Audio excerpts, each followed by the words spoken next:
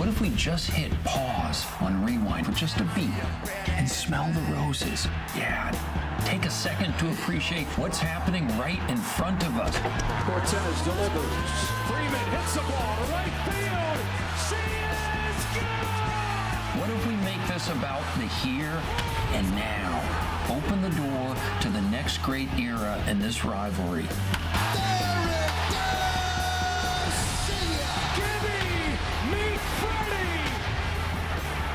The New York Yankees, the Los Angeles Dodgers. The best part? Who knows what the future holds?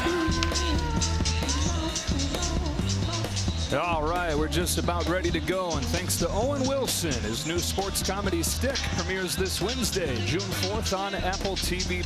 83 degrees, beautiful day for baseball in Los Angeles. Glad you're with us. Hope you're having a great weekend. Freddie Freeman and the Dodgers taking the field, trying to take this series after the 8-5 win in the first game last night.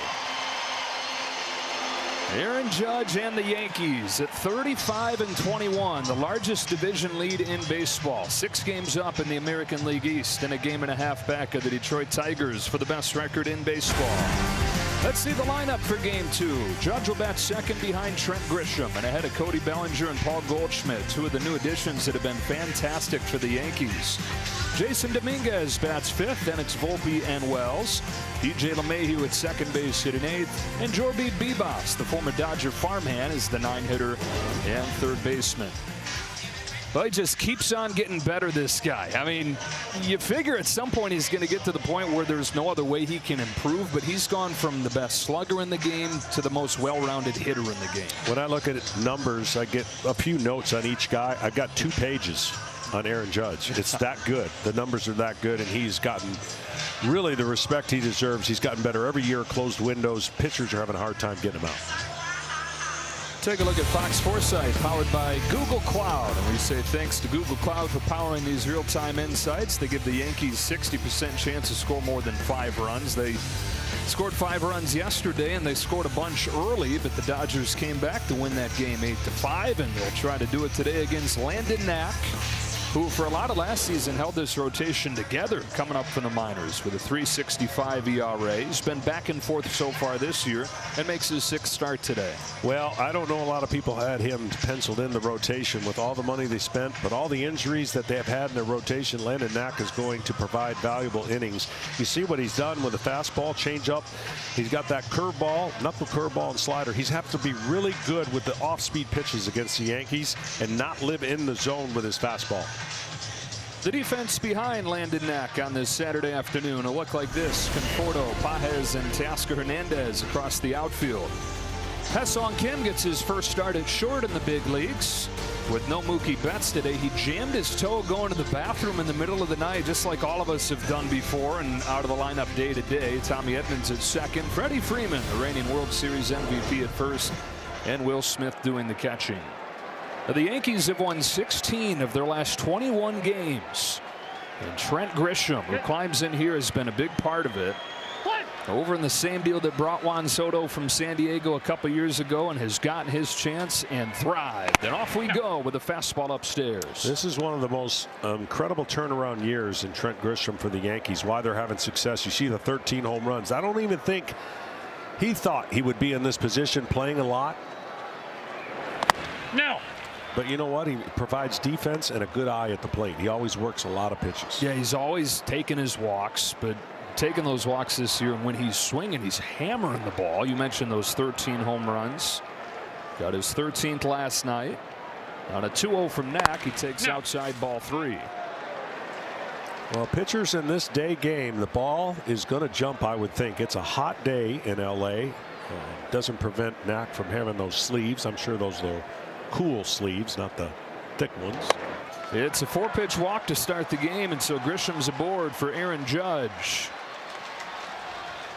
Number 1 in the majors, hitting .392. If you're just a kind of baseball fan that tunes in this time of year, checks in, you might look at that and say, wait a minute, what? Yeah, Aaron Judge, who's known for the home runs, is hitting .392, leading the majors in everything.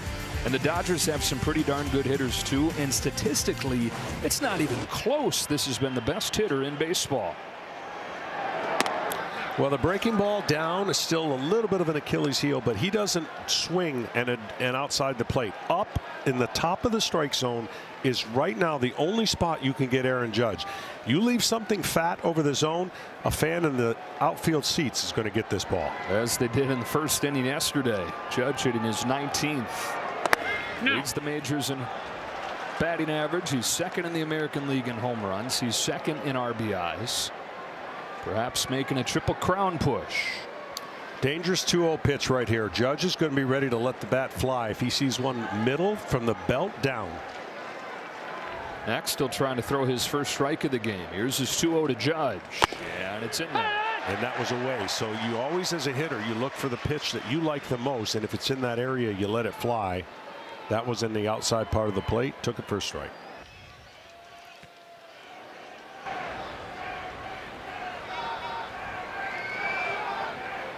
Knack to Judge with a 2-1. A ground ball foul evens the count 2-2. Judge hit one of the 4 home runs for the Yankees over the first 3 innings yesterday against Tony Gonsolin, but they would not score from there. Dodgers got 4 in the 6th, 2 in the 7th to win it. So that breaking ball right there that he fouled off, if he fouls it with another breaking ball just a little bit lower, you've got a chance to get Judge to go down and get it. To third for Muncy. Guns to second for 1. Edman to first. A double play. So 5-4-3. They go around the horn to wipe the bases clean. He got the ball down, and the breaking ball was down, like I said, and he got him to go get it, and a ground ball right to the pitcher's best friend. No double play. So 2 gone in this first inning, and the old Dodger, longtime Dodger, comes up, Cody Bellinger. Now, 1 week after Juan Soto agreed to the big contract with the Mets, Plan B started to become clear. Cody Bellinger was acquired from the Chicago Cubs, and after a rough first month, he's been excellent in May.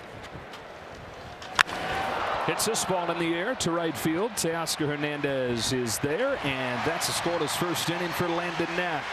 Shohei Ohtani in his major league leading 22 home runs, ready to lead things off for the Dodgers when you come back.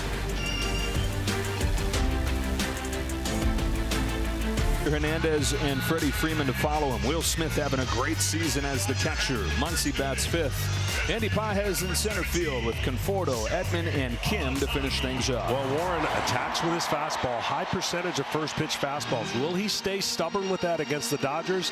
I say you got to pitch a little reverse. First pitch fastball to Ohtani could be a quick score change. So you got to get the respect of this lineup. Doesn't chase, but the aggressiveness of Will Warren. We'll see how he goes. 3 times the last 5 games, Ohtani has led off with a home run. Hit 2 of them yesterday. That's 15 in the month of May. That's 22 this season to lead the big leagues. So after he had 54 in his first season with the Dodgers, on pace for more than 60 this year. Hits one sharply and through, and a leadoff hit for Ohtani. Well, for Ohtani, and we all talk about the anticipation back to the mound. I would think he's got about 3 more weeks of stealing bases at an aggressive level before they temper that down once he goes to the mound. But it wouldn't surprise me if he doesn't change anything about his game. A weapon on the bases, a weapon at the plate, and soon to be a weapon on the mound. That's the amazing thing. He's doing things that feel like we've never seen before, and it's only half of the ordeal. It's only half of what you get when he's at the peak of his powers, as Teoscar Hernandez fouls off the first pitch.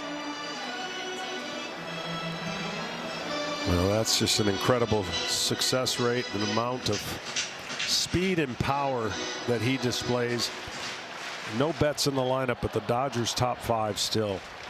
They are a great top 4 offensive team. Teoscar Hernandez back on a 3-year contract. Proved himself last year on that 1-year deal. A lot of the proving happened against the Yankees. That series in June, he was excellent at Yankee Stadium and then performed again in the postseason. And you figured when the fans were chanting at the World Series parade, bring back Teo, bring back Teo, they had to find a way to do it. And he's been even better in his 2nd year in LA. I mean, this is another guy not on Judge's level, but the same idea where you think of him as a power hitter, he's turning into a well-rounded hitter. The average is surprising because he more is a power hitter thought of, but he's cut down on those strikeouts. And if he continues to do that, the average will go up and the ability to drive in runs will go up as well. 2-1 from Warren, fouls it off. Now Warren has 2 fastballs. They're both sneaky. A 4-seam fastball that he'll throw away, and then he's got that 2-seam movement with 2 different breaking balls. So he has the ability to quiet offenses when he's making pitches down in the zone, and he gets a lot of called strikeouts, especially with his fastball. Only Tarek Skubal has a higher strikeout rate, reigning Cy Young Award winner in the American League. And Will Warren. There's a sneaky fastball right there by Hernandez for the first out. You always need pleasant surprises in your run to back to championship form, and Will Warren could be that for the Yankees. So 1 gone in this first inning, and the reigning World Series MVP Freddie Freeman climbs in. And he has followed up that tear in the World Series with a huge season. 368 to lead the National League after he got 3 more hits last night.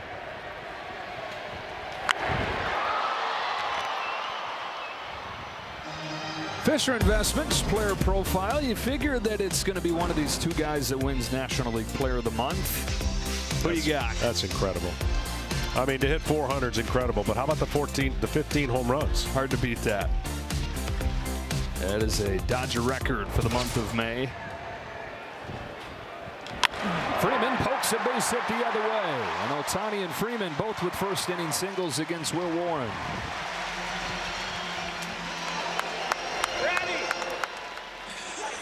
With Dodger offense, you're talking about the top 4 being so good. Ohtani and Freeman both coming up with hits. And now you got Will Smith coming to the plate. And if you ask Dave Roberts, this is the guy that's really made the lineup go. Yeah, he's got the combination of patience and the ability to barrel a baseball. He just doesn't give in.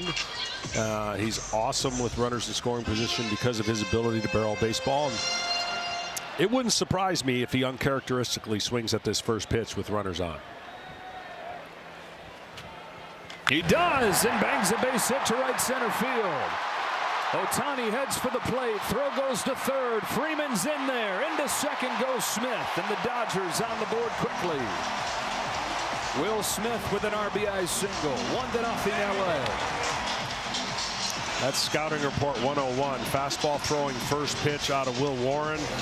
And a guy that you typically think is going to work the count, not so fast with runners on. He goes to right field. He does it as good as anybody.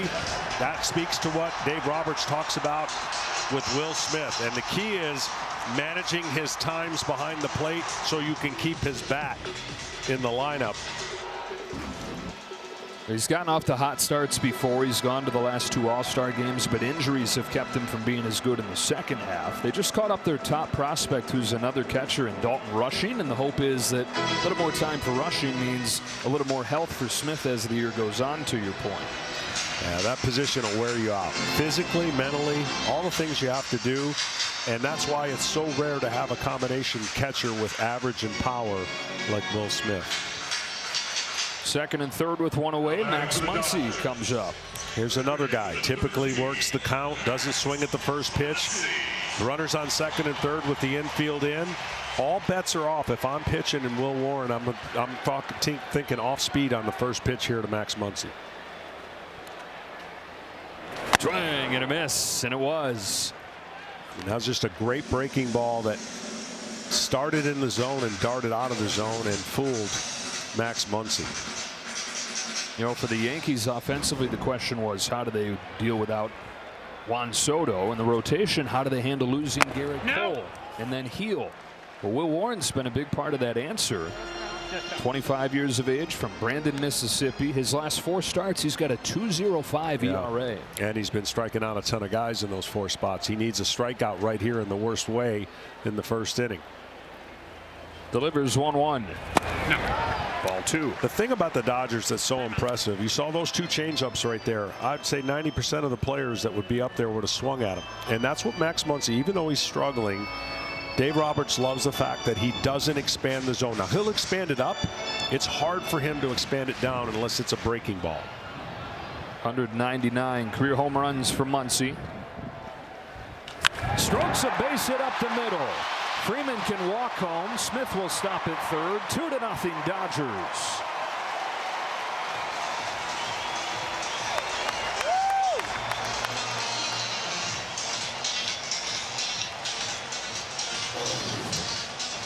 Showed him a first pitch breaking ball, and then he hits one out over the plate right up the middle. And the rally that the Dodgers put on has continued in the second game here. They've jumped on the Yankees. They were down to a great pitcher by 4 or 5 runs and came back and won that game. Yeah, Max Fried's been the best pitcher in baseball this year. He'd given up 10 runs total before he gave up 6 runs last night. First and third, one away. Here's Andy Pages. And they just keep on coming, showing the length of this lineup. This is a guy in Pages a month into the season, John, who was looking over his shoulder wondering when somebody was going to come up to take his spot, but has turned a complete corner. And the Dodgers think that what they're seeing the last month or so is real.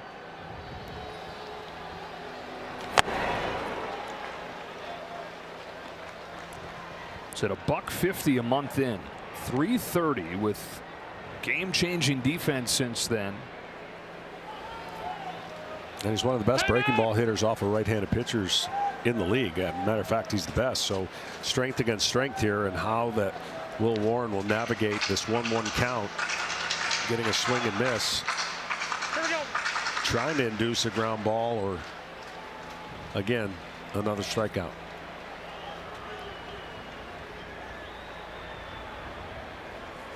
Here comes Warren's 1-1. Pages chases strike 2. That breaking ball is firm and late, and because of the angle that he throws out of this lower 3/4, see how it stays in the strike zone and looks good to the hitter the whole way. He could expand it if he wanted to, or throw that fastball up here with 1-2 pitch. Does go up with the fastball. It's watching him pitch the last 3 games. This is classic Will Warren. His sneaky fastball gets ahead of the hitters, and then when he climbs the ladder, they don't get to it because they've slowed him down with a breaking ball. Then they raise the eye level of a fastball. Now he can do whatever he wants right here. He can throw that breaking ball again after the fastball up that he fouled off. Does throw the breaking ball off. Just a little too low. Yep, just a little too low, and it changed the eye set of Pages. That breaking pitch of Warren's breaks as far as any sweeper in the majors, about 20 inches on average.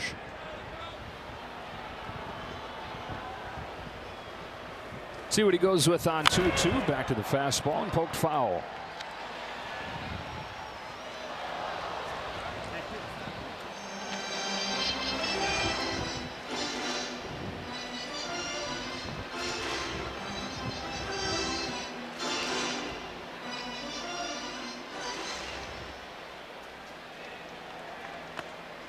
Four hits in this first inning for the Dodgers. Smith at third, Muncy at first, another 2-2 to Pages, and the count goes full.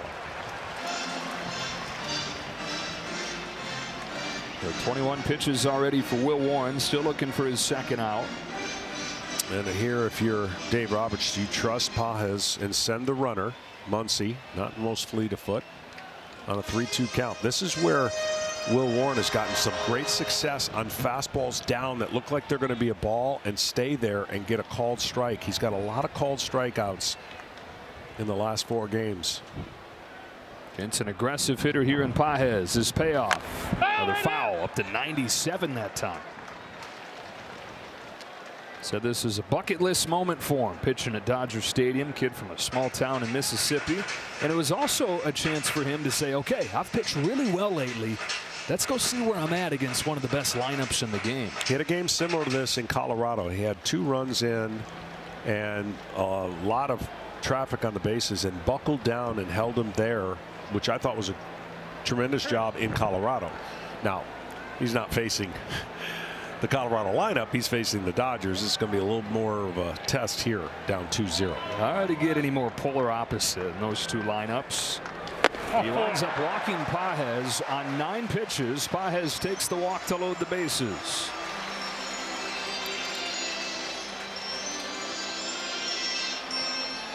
Up comes Michael Conforto, longtime New York Met. in his first season with the Dodgers has struggled mightily. Dodgers taking some comfort lately. He's been hitting the ball harder. Had a big bases loaded walk last night. Finds himself with the bases loaded again. Yeah, and surprisingly been struggling on fastballs. And here's a chance right here to get going. He's going to face a lot of fastballs, I would think, against Warren. The bases loaded. Seventh man to bat in this first inning. Bends back on a first pitch fastball. You can tell the adrenaline is a little bit high for Warren. Typically, those two fastballs vary between the four-seam that's on the belt and the two-seam, which is down, and he hasn't really connected with either of them on a consistent basis. 2-0. That's the downside. The good side of his arm angle, tough to see, tough to hit. The downside of the arm angle, you can get in that upshoot. You can start missing the strike zone in places that get you in big time trouble against a team, again, that doesn't swing outside the zone very much. Michael Conforto looking for his first hit with a runner in scoring position since March. 2-1.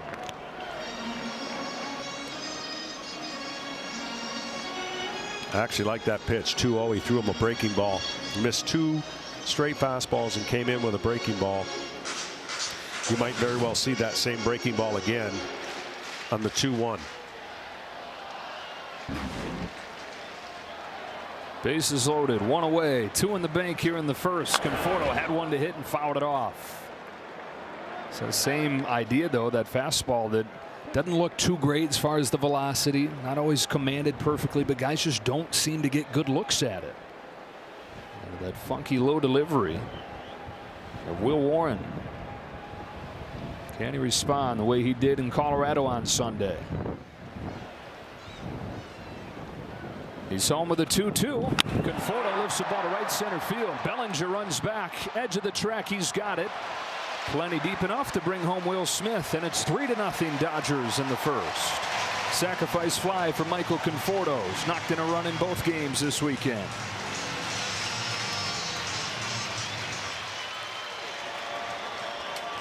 Well, the defense by the Yankees should be much better this year, and part of the reasons, one of the guys that playing right field in Bellinger, last year they were really undone by their defense, and it all could be trick. You know, that fifth inning could kind of just sum up the way the year was for the Dodgers, or for the Yankees when they faced the Dodgers in that epic fifth inning. Tommy Edman to the plate here. Was Edman who hit that soft line drive to center field that Judge couldn't corral, that started that inning that they'll talk about as long as they talk about baseball, and that probably always going to stand as one of those innings that represents World Series meltdowns. Upstairs and a ball on Edman, who missed 3 weeks with an ankle injury, has struggled since coming back, just 5 for 35. Typical Yankees, or typical Dodgers against the Yankees. 17 strikes, 17 swings. They haven't taken a strike. So the game plan's been pretty simple. Poke past third and under Bebas. And just as we talk about the defense letting them down in the World Series, it does right here. A 4 spot for the Dodgers in the first. And the Dodgers have batted around in this first inning. Well, he was playing in and had to respect Edmonds, and he slices one that just takes a nasty hop. And I'm pretty sure they're going to give that a hit because I already wrote it down as a hit. They have to. They have to now. I got pen today. Hey, good news. It's a hit. Don't need that magic eraser. So they've batted around in this first inning as Ha-Seong Kim comes to the plate. Well, the worst part for Will Warren is not only did he not get out of the inning right there, he's in that danger part of 30 pitches in an inning. There's nothing worse than being in a hot game on the road and you piled up 30 pitches and you're not sat down yet. And the bullpen has already begun to stir for the Yankees.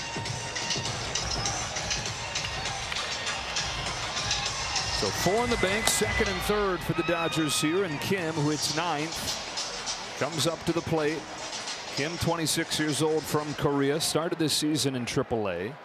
Came up at the beginning of this month because of some of the injuries the Dodgers were dealing with, and they figured it'd just be a couple weeks.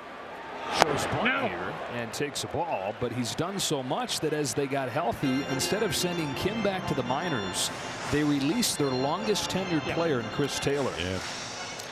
Well, nice start at home. 467 batting average at home will get you some playing time. Yeah. Starts at short today. Mookie Betts is out.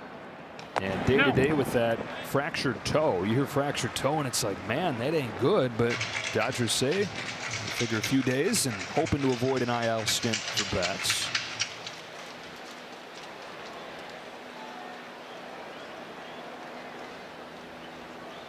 Kim, pretty good guy to plug in. 366 in his first month in the big leagues. And he's ahead 3 balls and no strikes. Well, you know, peripheral vision works for pitchers because they know who's standing on deck. And a 3-0 count with a base open and Ohtani up.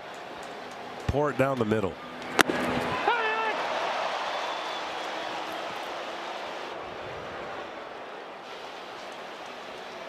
Yeah, part of the beauty of hitting 9th in front of Ohtani. Part of what's allowed Kim to get off to the start that he has. He sees a lot of strikes. Pitchers having that peripheral vision. 3-2.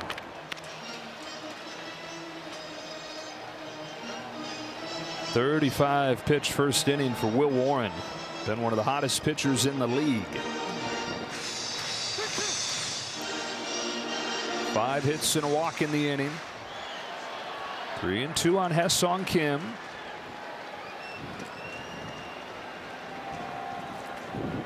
Warren deals and Kim takes ball 4 to get Ohtani up again for the second time in the first inning. And a decision here for Aaron Boone. Does he hope that Warren can get through this and get into the game? Or does he make a change and get that bullpen going early? We're stuck between a rock and a hard place here. Yeah, and if that's tough, whatever's tougher than that, he's got it right now. Yeah. Facing Ohtani after already throwing. Did he get a strike called on him?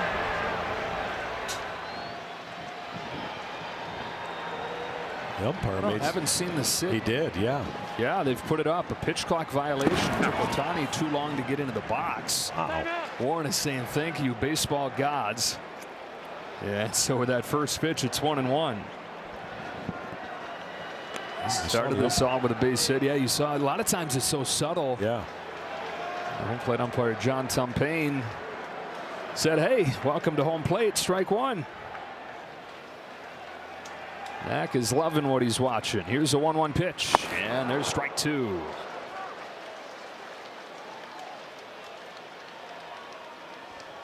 Higher than high, lower than low. The only 2 spots you can go. See that movement right there? Fantastic location and movement.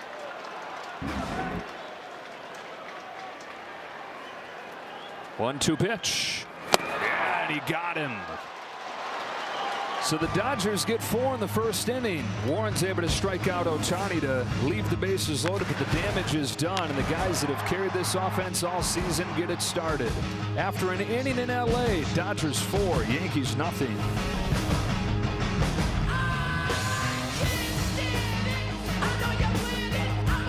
East Coast, West Coast.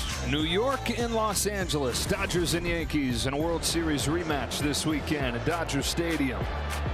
And it has lived up to the hype so far. The buzz in this park last night, it felt like a postseason game midsummer.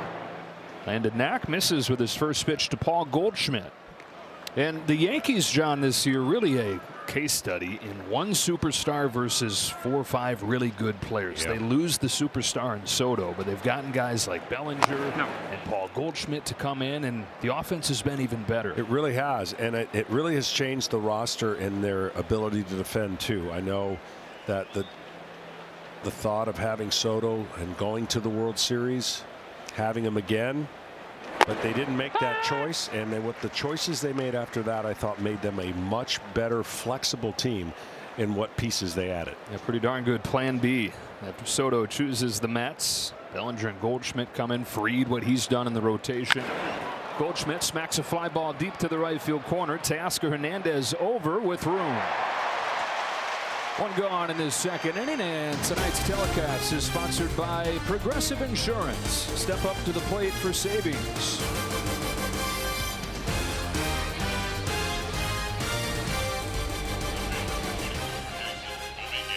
One gone in this second inning. The other thing that has happened with the Yankees this year, guys like this have gotten extended opportunities. Jason Dominguez, a one-time top prospect.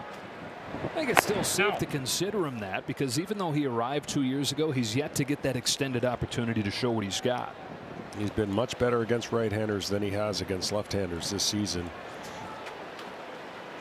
And his ability to hit middle in is really good, but his inside swings and misses is where he is making, where pitchers are getting him.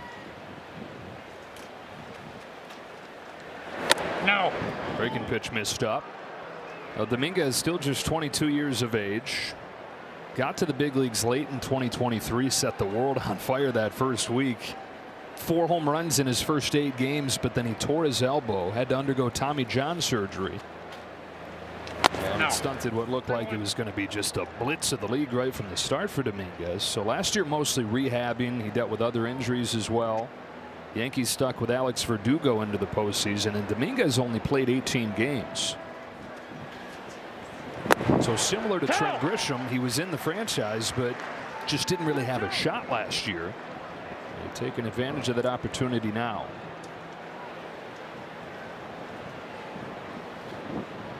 Knack home with a payoff. Strikes him out. First one of the game for Knack. That's where they go, and he got caught twice on a pitch that he turned away from. So that tells you what his view of an inside pitch looks like. That pitch is inner third from the strike zone, and he thinks that pitch is inside. So that's his little. Every hitter has a hole. Every hitter has a weakness in an area, and that one they exposed right there. Anthony Volpe. We're talking with Aaron Boone, John, about Volpe before the game, and he lit up and he said, "I'll take this version of him any day." You know, the defense has been excellent since he arrived. Base running's been good. A little more consistency to the offense lately too. Yeah, I mean, it's a tough thing when you're going to replace one of the greatest shortstop of all time and Derek Jeter. And you know, this young man has speed. He's trying in between. Should I be a power hitter?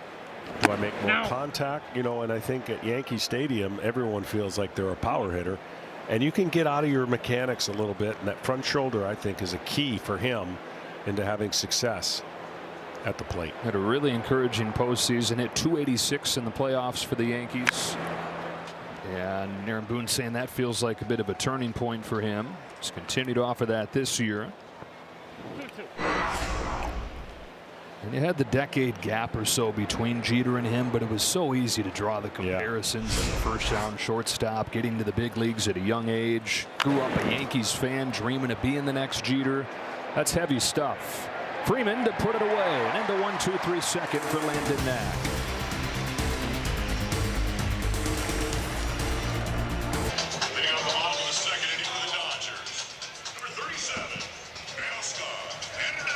Suit up this season at MLBshop.com. Check out the largest selection of authentic jerseys, caps, hoodies, t-shirts, and more. Go to MLBshop.com, the official source for your favorite team gear.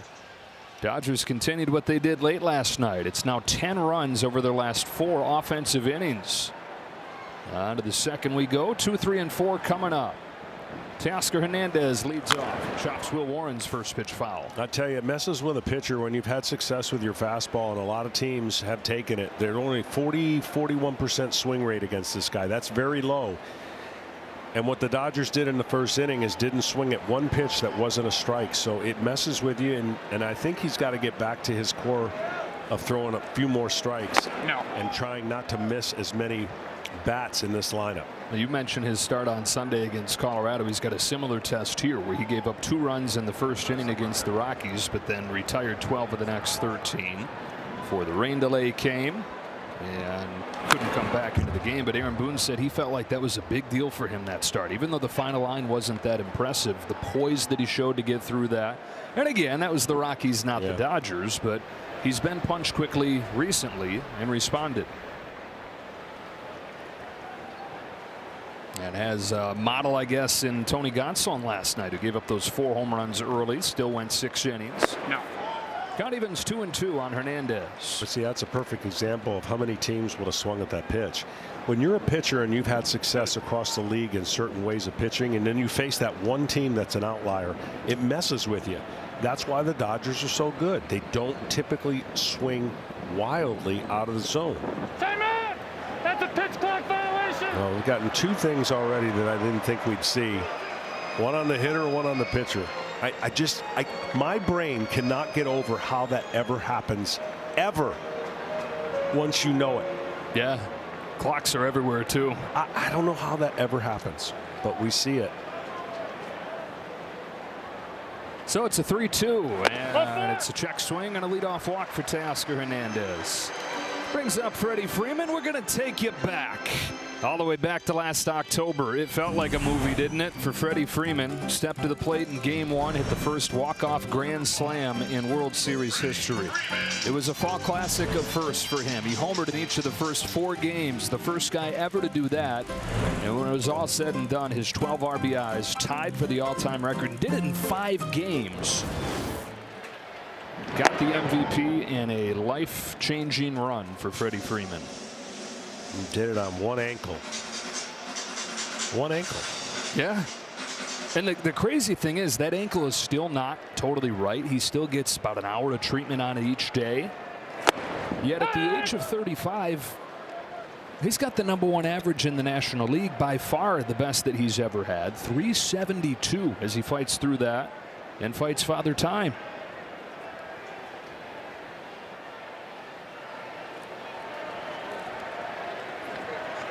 I think the dumbest things teams do against Freddie Freeman is try to put him in a shift, which they do. I don't understand it.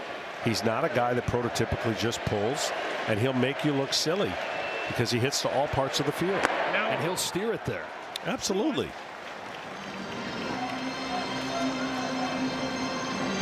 Honed his swing with his dad Fred growing up in Orange County, not too far from here, and every day they go to the field, bucket of balls. First thing they do is hit him the other way.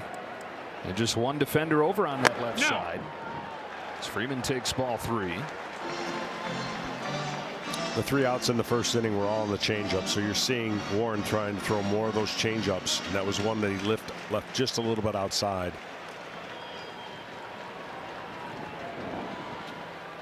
Back-to-back walks to open the second. And like father, like son, Freddie's son Charlie was here earlier today. Stud. Yeah, you know this is going to be a right-handed version of his dad. Who knows? He may even start switch hitting them. Right? Come on, do it like dad too. So 2 walks in this second inning. Will Smith comes up, leading the league in on-base percentage, and he's on some kind of tear lately. .407 the last few weeks. And Matt Blake coming out for another visit here. Yeah, this is actually to give some time now. I don't know if Will Warren's going to be in this game much longer. He's battled through that first inning, walked the first 2 hitters, and this is just to get that bullpen as much time possible. It was De Los Santos that won the first time. It's Hedrick this time. It could be a big load for the Yankees pen to carry today. Last time, first pitch, fastball laced into right field. We'll see what Will Warren and his game plan does. When a hitter takes something away, typically you want to go with something different, especially on the first pitch.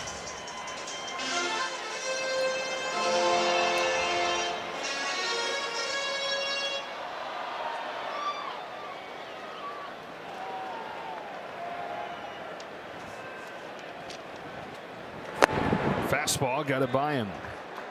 Among the many things Will Smith has excelled at this year, he's the #1 hitter in baseball with runners in scoring position, above .490 in these situations. Got Hernandez at second, Freeman at first. And waits on this 0-1 from Warren. Pokes it down the right field line, slicing. Foul. He's so good at going the other way that at some point you got to make him inconscious, because he will do that with 2 strikes and even without 2 strikes at will. No pun intended. Hey, nice. I didn't mean that. I know you didn't.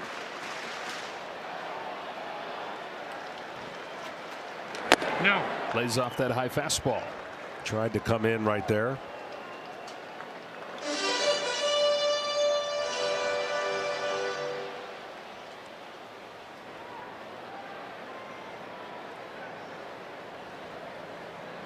Now the 1-2. No. Just missed, ball 2. Will Warren, an 8th round draft pick out of southeastern Louisiana. Got to the big leagues last year, was back and forth all year, had a 10 ERA in 6 games, and so was a bit of a surprise to make the rotation this year. No. He's gone full on Smith. It was inspiring hope the last month or so. Running into a buzzsaw so far today. Yeah, he sure is. They've taken every tough, close pitch. Second best hitter with 2 strikes, Will Smith. Weak roller to short. Volpe will shove it to second for 1. On to first. I got him. Double play on a bang bang play at first. I don't know about that. I think they're going to take a look.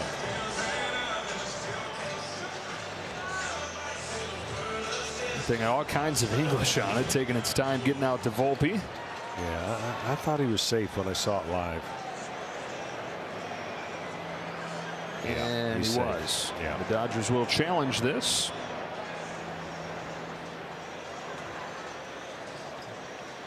It's easier up here, isn't it? Sure, especially when you slow it down like that. Los Angeles is challenging the out call first base. You know, the Dodgers got off to such a good start this season. They were 8-0, and it's like, man, oh man, how many games is this team going to win this year? But as they've run into all those pitching injuries, right around 500 since that 8-0 start. And we're talking with Dave Roberts before the game. Given those pitching injuries, how do you feel about where you're at, how this season's gone? And he said without hesitation, I feel great. Yeah, as he should. I mean, this is really incredible. I know they spent a lot of money, and everyone might complain about the resources they have. But the biggest thing is they have been decimated with injuries that no other team could sustainably After keep up review, the with. call is overturned. Runner is safe. Los Angeles retains its challenge. They've got 14 pitchers on the injured list, and it's not just, you know, a bunch of random guys. Their top 5 right-handed relievers are on the injured list. 3 starting pitchers from the season opening rotation. Still waiting on Ohtani to come back. And yet 35-22 with a 2-game lead on San Diego. Well, I'm sure he'd also tell you no one's going to feel sorry for him. You know, that's why the reason they went out and got a lot of different arms. I knew last year's run to the bullpen in the World Series was going to have a devastating impact on it, and it shows it has. And a lot of those guys have, you know, not bounced back yet. First and third for Muncy. Not going to run his first time.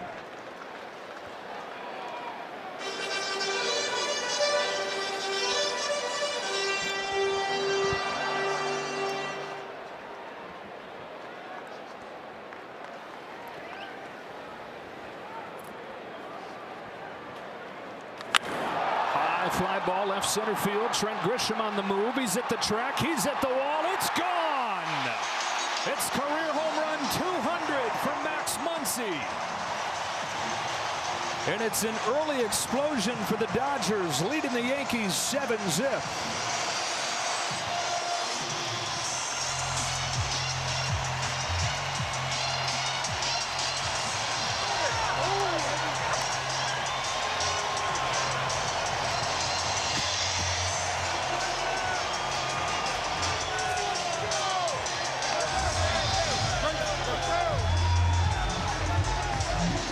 And that will do it for Will Warren. Came in with a 2 ERA over the last month. He's given up 7 in 1 1/3. And it's Max Muncy connecting on his 5th of the year, the 200th of his big league career.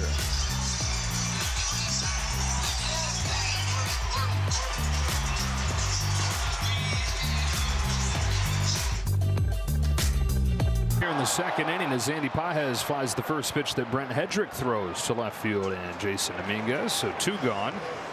Just one pitch right there from Hedrick, who's been back and forth between the big leagues and AAA this year. He replaces Will Warren. 7 runs in 1 1/3. And it ends with Max Muncy's 200th career home run. Congratulations from his manager. Quite a guy, quite a story. Have 200 home runs. A guy who was cast off by the Oakland A's years ago. One of the all-time home run hitters in Dodger history now, about a decade into his time with the team. Well, fastball, slider, and split with an occasional change out of this lefty. See, he hasn't been scored upon here in 7 2/3. Pitched just last night, went 1 1/3 scoreless. And ahead of Conforto 0-2. Sac fly for Conforto in the first inning. Dodgers with 13 unanswered since the Yankees hit those 4 early home runs yesterday. No. Breaking pitch just misses. Hedrick out of Braidwood, Illinois. Stayed in state, went to Illinois State University, got drafted by the Twins and debuted for the Twins the last couple of years. Never really did latch on though. And over to the Yankees, his first season there. No, no. 2-2.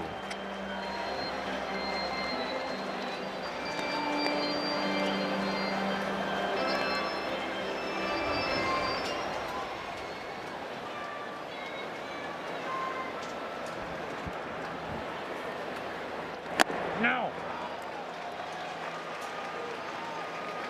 3-2. Dodger team makes pitchers throw a lot of pitches to get them out. You can get them out, but you better be on and execute.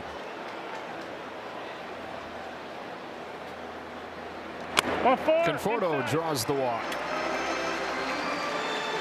5 today for the Dodgers. Well, the 1 through 5 hitters that really has built this season for the Dodgers, this series have done their job. That's how you make pitchers fear when the lineup turns over. And if you don't get a couple guys on or get them out before a couple guys get on, boy, it's going to be a big inning. And that's how you sit in first place, even though half your pitching staff is on the injured list. They have out-hit those problems. Tommy Edman up there takes a strike. And they've needed to, because the division's been better than anybody anticipated. Yeah. Not just the Padres, the Giants are right there. Edman has his second base hit of the day. This one will go for extra bases. Conforto's given the wave as that ball nestles into the corner, and he will score. Tommy Edman with an RBI double to add on, make it 8-0.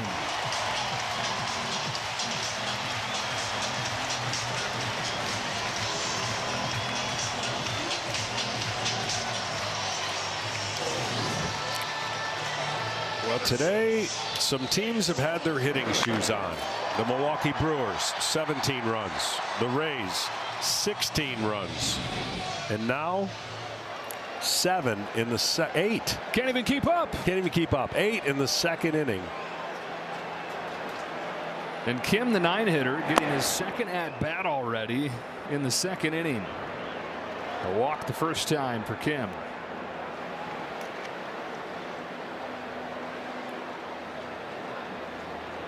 Ohtani's on deck again. Ball and a strike on Kim. 7 seasons in the KBO for him. He hit above 300. Stole 30 bases a year. He's given the Dodgers kind of a spark of excitement in a different type of player than they're used to having. It's a veteran team with a lot of traditional hitters. This guy. Wow, you don't see that very often. Did you see that?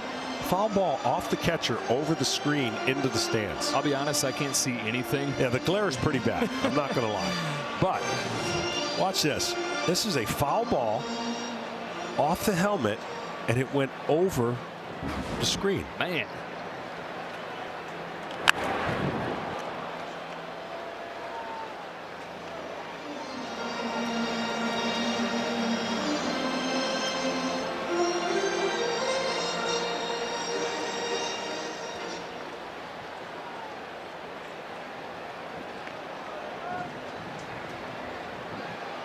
Seven hits, 5 walks already for LA.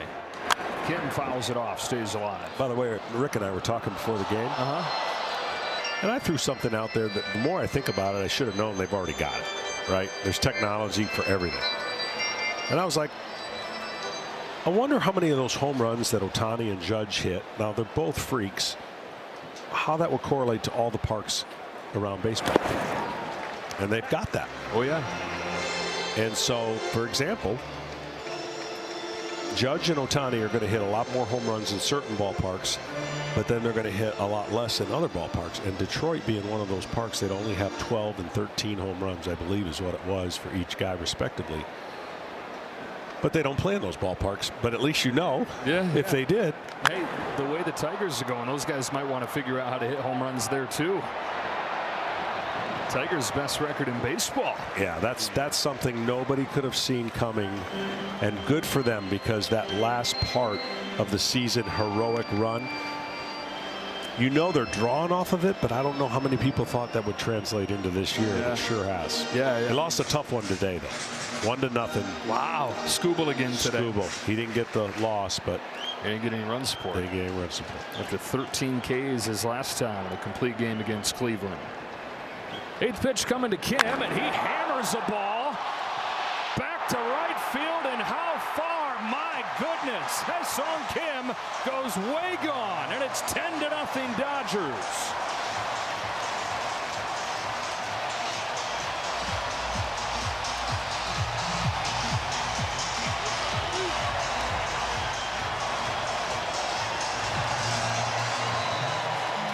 This is absurd.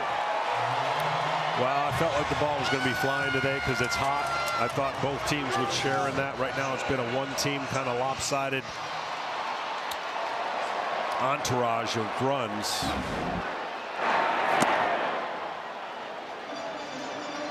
What we can't see up here, they obviously can see down there in the plate.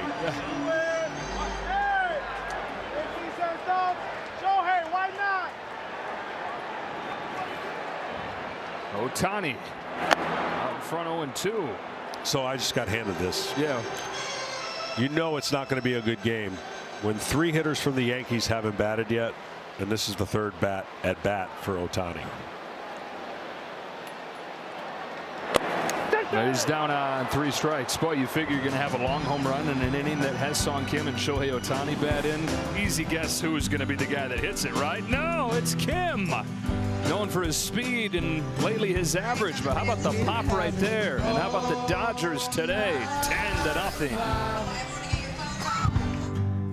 Some call the women and some will steal the Bible.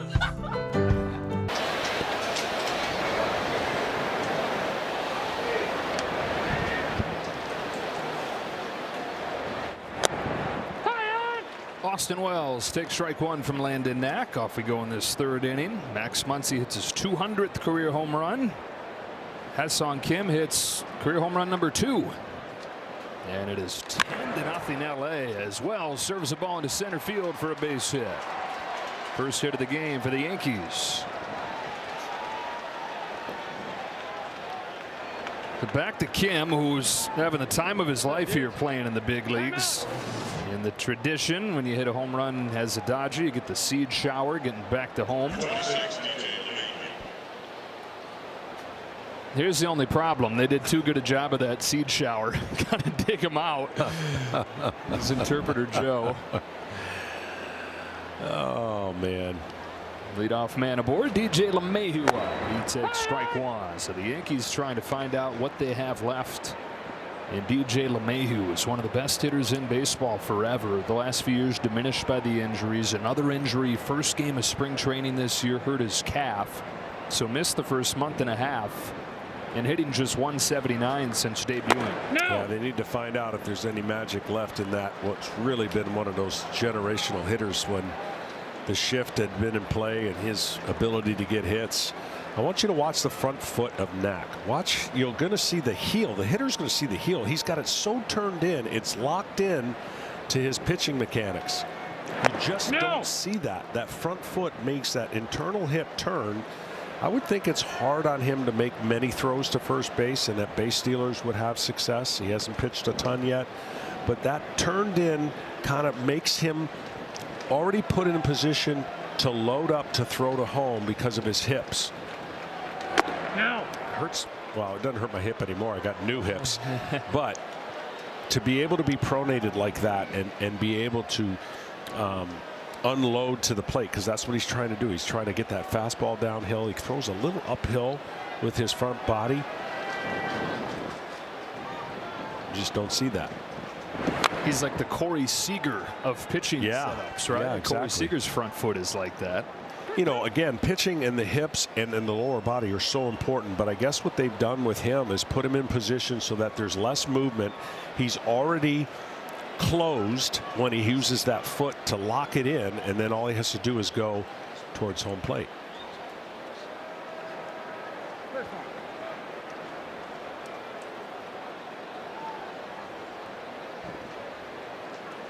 There we go, deep.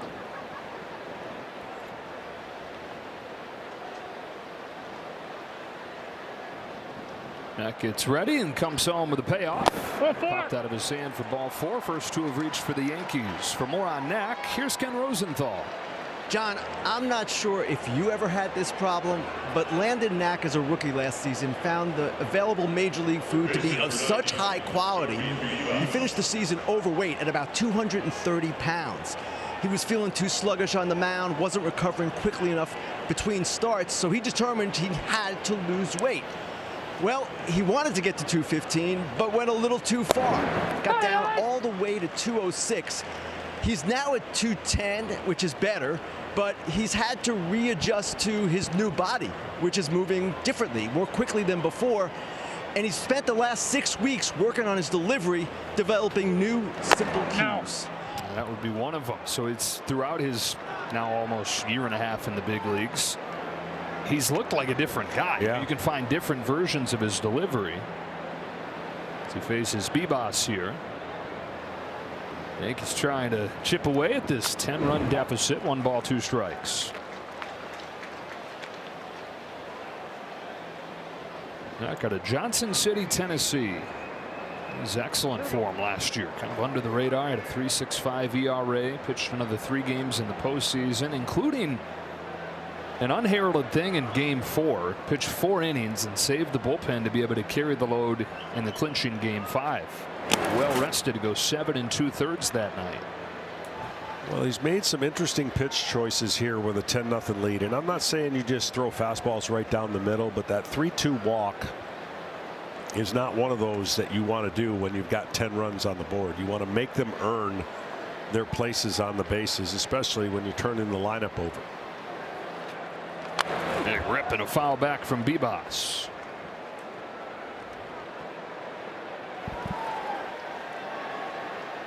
Former Dodger farmhand Jorby Bibas traded to the Yankees for Trey Sweeney, who the Dodgers flipped over to the Tigers for Jack Flaherty. So in a roundabout way, Bibas helped the Dodgers win a World Series. On this 2-2, he smokes a liner up the middle that's caught by Kim, and a diving attempt at a double play comes up short. Wants Dave Roberts to take a look. And they're going to challenge. You can see why the fans here have grown to like him quickly. Yeah. Yeah. That one, what do you think? I can't see the monitor. Los Angeles is challenging the safe call at second base. Oh, he got him. Look at both of us leaning in with our noses on the monitor on this sunny day. That is going to be a big double play. And Kim, who grew up a Dodger fan in Korea. Watching Hyunjin Ryu. Of course, Chan-ho Park, the first big leaguer from Korea, a Dodger. After review, the call of the field is overturned. The runner is out. Los Angeles is safe. A highlight double play for the Dodger shortstop. And his first start of the season there in Mookie Betts' place.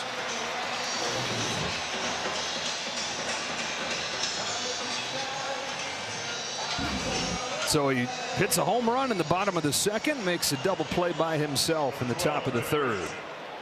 And back to the top for Grisham. 2 double plays in 3 innings for Knack.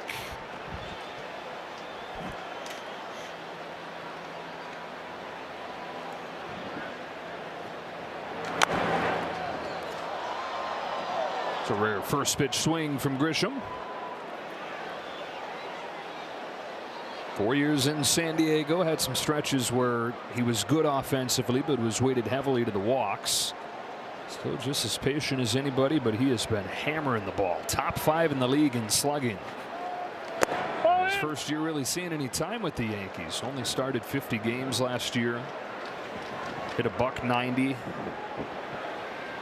And when you look at the numbers head to head, him and Soto, he's blowing Soto out of the water a couple months into this year. 890 OPS for Grisham, 750 for Soto. There's a pop fly in the shallow center field for Andy Pages. Sun's gleaming. He's got it down to the bottom of the third, and it's a 0-0 game. Stadium with Dodgers manager Dave Roberts. Dave, first off, happy birthday. Oh, thanks, Kenny. This is a birthday win would be huge. How important is it to win on your birthday? I mean, it can ruin the day if it goes the other way. It actually can. It's a sickness that I have, that wins do kind of lead the joy in my life. I ride that roller coaster. But no, we're off to a good start. I think just offensively, Kenny, we just had a great plan today versus Warren. I thought we did a great job getting the ball up. You know, and I think the last 2 nights beating the starter, I thought our offense did a fantastic job. No Mookie Betts, and still you scored 10 runs in the first 2 innings. What does that tell you about your offense? You know, I think that certainly it speaks to the talent, a team approach, being able to get a hit, take walks, the Will Smith at bat, you know, even the Ha-Seong Kim at bat, you know, Tommy Edman, all across the lineup. And I think that we just show the depth that we have. And when we kind of stick to our plan, we can do anything and beat anyone. Ha-Seong Kim, 2-run homer, big double play last inning. Dave, what has he brought to your club? You know what? I think he's one of those guys. There's certain skill set of to catch the baseball, the speed ability, but this guy's a tough, gritty player. And I think that he was an all-star over there in the KBO, and to come over here, he's all in for whatever we ask. He's happy to be a Dodger, turn some opportunities down with other ball clubs. He was all in from the outset, and he's getting a little runway now, and he's showing he can impact a game. Shohei Ohtani today, second time facing hitters. How is he looking? He looks good. I think for me right now, it's been an every Saturday sort of situation. It was 30 pitch today. The command wasn't great, but he came out of it feeling good. He used all 4 of his pitches. So I think that's the main thing right now with Shohei. I don't have a timeline. I know that we're continuing to get closer. And once we get to 5 and 75, it'll be a real conversation. But it's certainly exciting for everybody to see Shohei on the mound and then go hit a homer. It's pretty bananas. Finally, Mookie Betts. How is he doing? You know what? It's a fracture. He's hanging in there. I know it makes him feel better that guys can pick up the slack and still score runs without him. So for me, it's day to day. I don't know when we're going to get him back. I don't think it's going to be an IL, but it kills him not to be here part of this series. But he'll be back soon enough. Dave, thanks, and happy birthday again. Thanks, Kenny. Freddie Freeman's up there with 1 away in the third. He gets out of the way of Ian Hamilton's pitch, ball 3. How about the job Dave Roberts has done? And how about, John, the sliding doors? When you think of last year where the Dodgers were sitting down 2 games to 1 in San Diego, 1 win away from the season ending, and perhaps his time as their manager ending. If they lost that game and had another early exit, but they win that game with a bullpen game, and now here we are. He's got a 4-year extension. Yeah, it's crazy. Expectations get in the way of really what's going on the field, and sometimes the results get mixed. And they showed a lot last year. I mean, ultimately they won in an unconventional way. That wasn't the design when they put the roster together. Popped into left field. Jason Dominguez is under it, and they retire Freeman for the first time. But as he said, the guys had enough of the noise that was being around. They got isolated. They got together.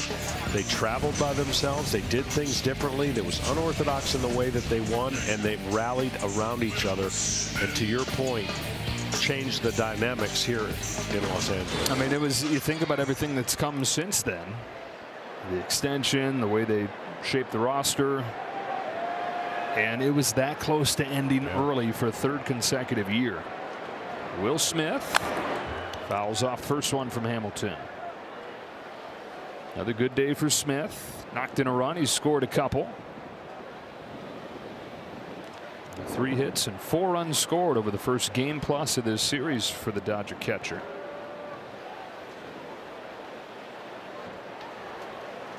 No.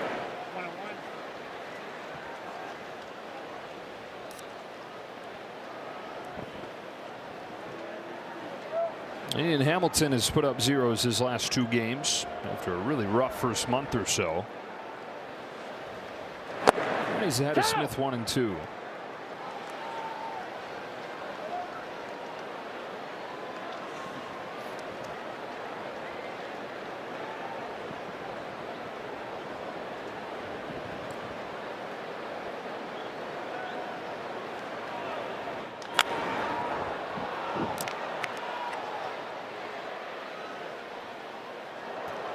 A reliever's job is, you just never know when you're going to come into a game, and I'm sure he didn't envision coming into a game down 10-0. Not this early. 3rd inning. 10 runs for the Dodgers' first 2 innings. Most runs they'd scored through 2 innings in 4 years. Pop up on the diamond, right side. And the first time they've faced fewer than 8 in an inning so far today. It's the Yankees and the Dodgers. Dodgers took a thriller last night. They turned this one into a laugher early in Game 2.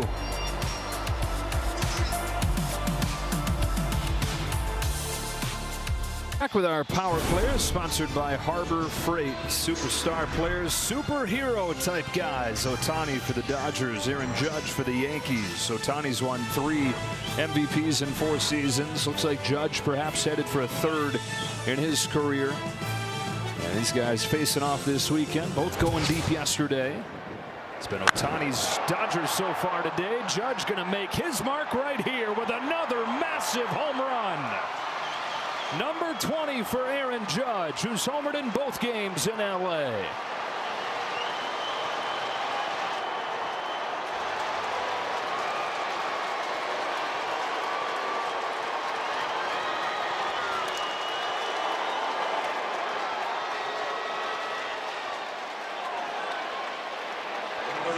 He is something else. He is. He's not missing his pitches, and that's what you want when you go to a plate as hot as he is.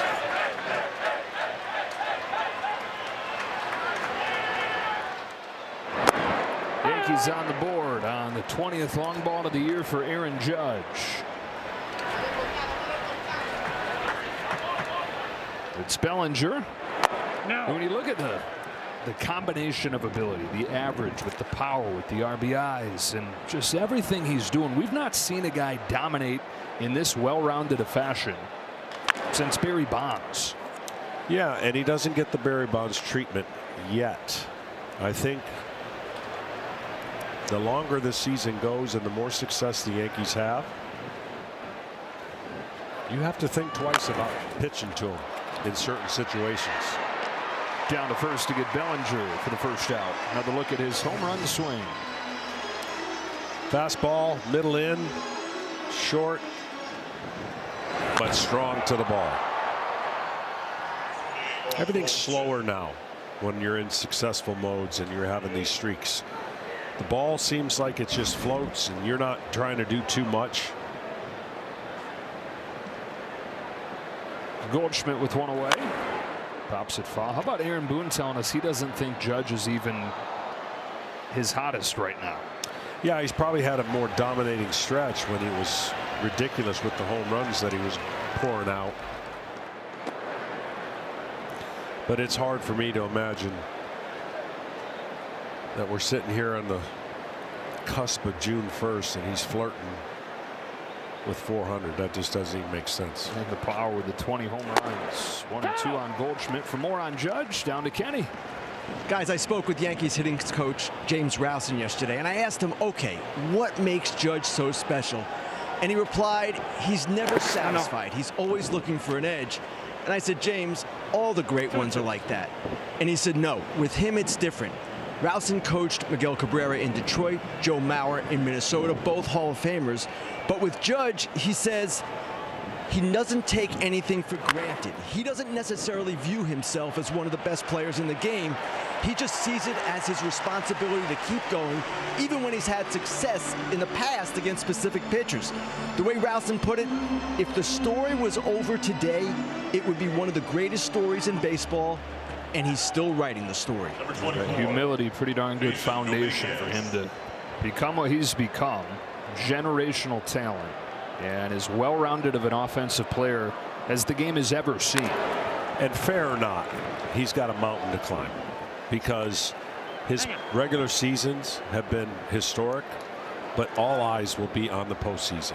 And the postseason haven't quite gotten to the level where he expects it and the world expects it. He's going to make those changes. If you give him enough opportunities in the postseason, that trend will not continue.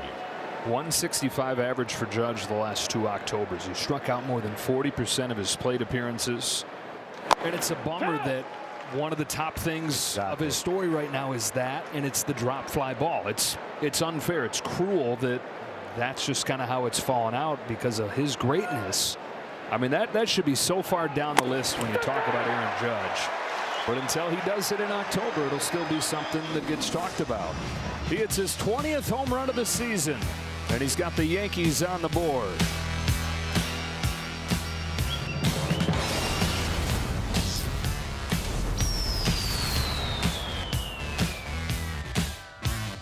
And for Dodger fans, a perfect day of baseball with 10 runs over the first 2 innings, including a home run from this guy here in Max Muncy. His 5th this year, the 200th of his big league career.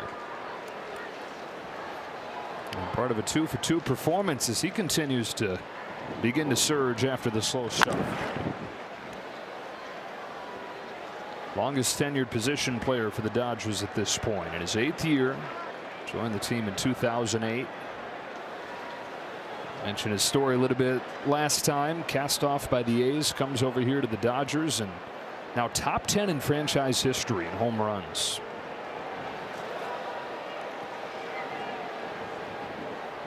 Ian Hamilton comes home. Muncy skies it into shallow left field. Jason Dominguez is there.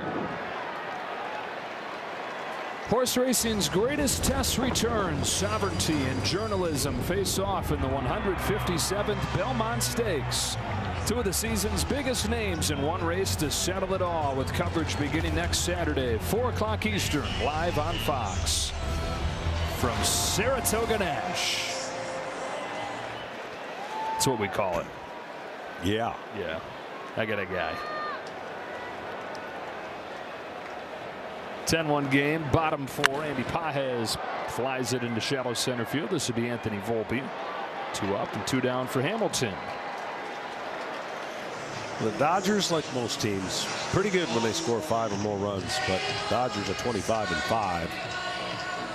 Actually struggle for fewer, but their offense with runners in scoring position, everything that they've done today kind of exemplifies why they've overcome their lack of starting pitching innings. They have the least amount in all of baseball. And that's going to have to change. That trend has to change. They got to get guys healthy and they got to get more innings. Otherwise, that bullpen, there's no way at the end of the season they're going to be standing upright. Conforto here. Sac fly the first time, walk his second time.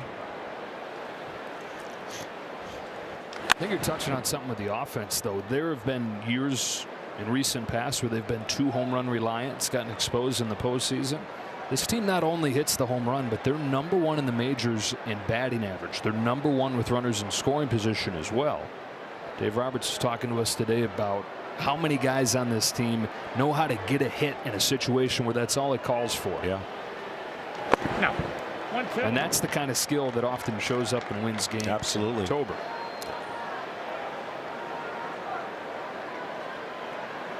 Of course, home runs win in the postseason too, but got to have those guys that can give you the hit in the big spot when you need it.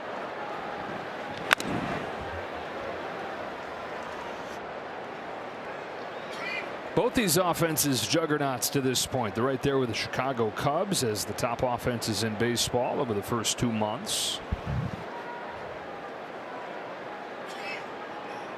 No surprise for the Dodgers. Yankees surprising some folks. Soto going elsewhere. Different look to the lineup. There's only 10 guys on this Yankees team today that was part of the World Series team. When we look at the lineup, very few guys that were staples. Part of that is the injuries. Stanton's still down. They're without Chisholm until probably Tuesday. A little more depth, though. The 1-2 to Conforto.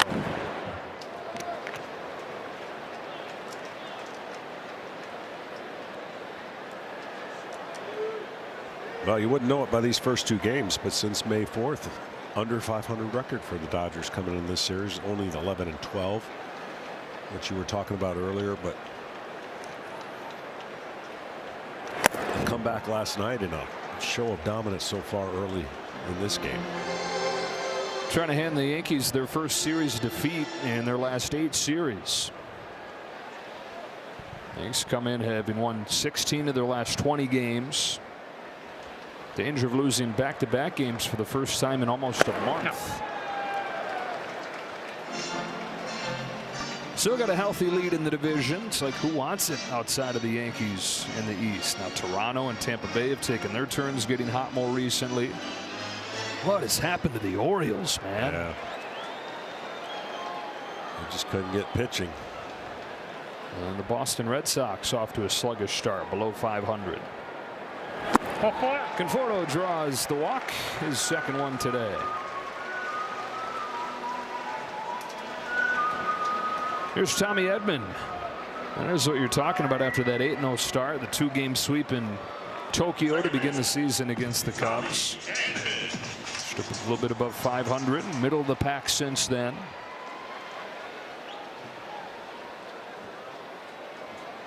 And the bullpen that has carried a big load. Edman 2 for 2 today. No. He needed to get going a little bit. Those 2 hits probably helped his confidence as he was in a little bit of a funk.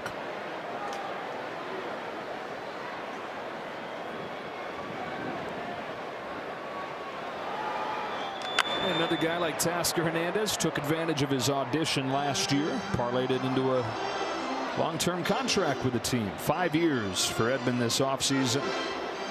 5 years in St. Louis, got traded to the Dodgers at the deadline last year. Didn't make his season debut until mid-August because he was coming back from wrist surgery, hurt his ankle during rehab. And man, we see a monster in the postseason.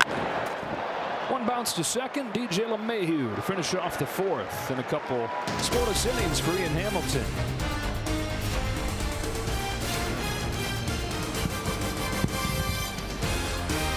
Dodger offense stealing the show today, but how about Landon Knack against the Yankees lineup? Just 1 run through 4 innings. You know, he's done a nice job. Early he was struggling with command, wasn't throwing a lot of first pitch strikes. The lead really does help, obviously. It changes the format for what guys at the plate are trying to do, but he's really kept them off balance. He's given up a few too many home runs the last couple games, or at least a home run in his last couple games, but here a solo home run to Judge is understandable. Anthony Volpe leads off this top of the 5th for the Yankees. 0 for 1 today.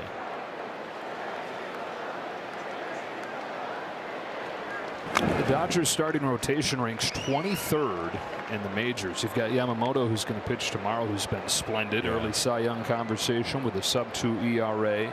Rest of the rotation, though, has a 5 ERA. And that's understandable when you use this many players. Volpe hits it hard down the line and just foul. When you've used this many pitchers, and I don't know what their record is, but I would imagine they're approaching a record of different starters used in a season. And that was not the plan when the season started, but because they've had so many guys, it gives them the leverage of being able to utilize. I mean, that's just not the formula you want. You don't want 14 of your pitchers on the IL, and yet that's what they've had this year. Well, it's great to have depth to tap into, but man, oh man, to exhaust that depth already 2 months in. They've used 13 different starting pitchers. Yeah, if you put that on every team in baseball, the record would be flipped the other way.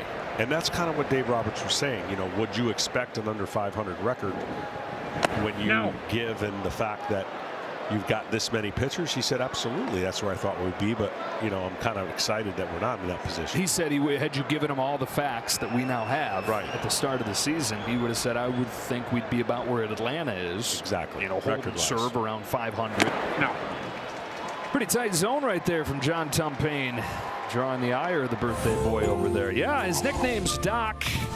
And it's been for good reason with the way they've dealt with injuries. 14 pitchers on the injured list. They found out just yesterday that Evan Phillips is going to have to undergo Tommy John surgery, so they lose him.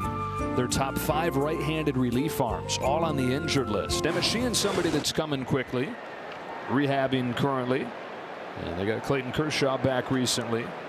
Strike one on Austin Wells. But what will they get from Tyler Glasnow and Blake Snell? Roki Sasaki, too, down the stretch and when it matters most in October. When the roster was put forth on paper, 110 victories was an easily achievable. I mean, people just were enamored with what they had and what they spent and what they got. But that paper has been crumbled up and thrown away until you can get them back healthy.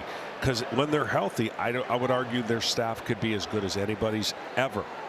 But there's been a track record here now for a while of pitchers getting hurt and being injured, or signing pitchers that have been hurt and getting injured. And that has to change. If they're going to be a defending champ this year, they have to have those guys healthy come September. They did it last year with, like you said, they were barely holding it together. You had Yamamoto coming back from injury to give him everything he had. Really emerged in the postseason. Jack Flaherty, they got in a trade at the deadline. Where would they have been without him? And then Walker Buehler, where he performed in the World Series. Wells is down on strikes, 1 gone in the 5th. And to your point, it's not just this season. This is perennially the Dodgers dealing with pitcher injuries more than anybody. They're aware of it. They've been talking about it, and I'm sure they're trying to do something about it, because that's not just bad luck. And they do have resources to take care of some of that. And a paper thin margin is what happened last year. That cannot happen again. There's no way they can, teams just, they always want to build their back end of rotation and try to rely on it. They have 10 more relief innings than anybody in baseball. That trend has to flip in the second half. Ohtani can help a little bit there. And then the guys we mentioned coming back would absolutely help. 1 ball, 1 strike on DJ LeMahieu. Kenny, it's never too early to start talking trade deadline, right? What do you think? Never too early, Joe, but with the Dodgers, fans expecting them to add another starting pitcher probably will be disappointed. And the reason is this. Andrew Friedman, president of baseball operations, built this roster so he would not have to overpay at the deadline. It's something he hates doing. So that's why they built this incredible depth. That's why they're slow playing some of these injuries. They just feel that they're going to be ultimately in a strong enough position. We'll see. Under the radar move recently, Alexis Diaz, who was an all-star closer for the Reds just 2 years ago, got DFA'd by Cincinnati. Dodgers just picked him up, sent him to AAA, trying to fix him. How many times have you seen a team, Dodgers also at the top of the list of that, taking a reliever who's experienced success earlier in his career and re-tapping into that, helping him rediscover it, try to do that with Diaz, who said he had filthy stuff when he was right. Yeah, I'm just amazed at how many great arms they have. I mean, their bullpen. And we talked about this a little bit the run of last year. I knew there were going to be some circumstances they were going to have to deal with because of that. You just can't expect these guys to bounce back the amount of innings, the amount of stress at late in the year, and it certainly has showed itself in the bullpen. The bullpen's the reason they won. It was that good. And now the bullpen is showing kind of the scars from last year, and that's why they added some bullpen pieces. Strike 2 call on LeMahieu, 2 gone in the 5th. Yeah, the pen covered 60% of the innings in the postseason. He had the pen game to save their season in Game 4 down in San Diego. Pen game in the clinching game of the championship series against the Mets, and then clinching game of the World Series became one. Yeah. Jack Flaherty got knocked out quickly. And you know what? It's not hindsight now looking at it. Bebas. No. Dave Roberts knew they were not in a strong position, even if they had to go back to LA and play game 6 and 7. That's why that game and the way he emptied and used his resources, he emptied everything to win that game. And Lott would say, being down 5 runs, what could possibly, how would that even come into play? Bebas gets into this ball, deep center field. Pages on a dead sprint, turns and watches it hit off the wall. Bebas dives into second with a double.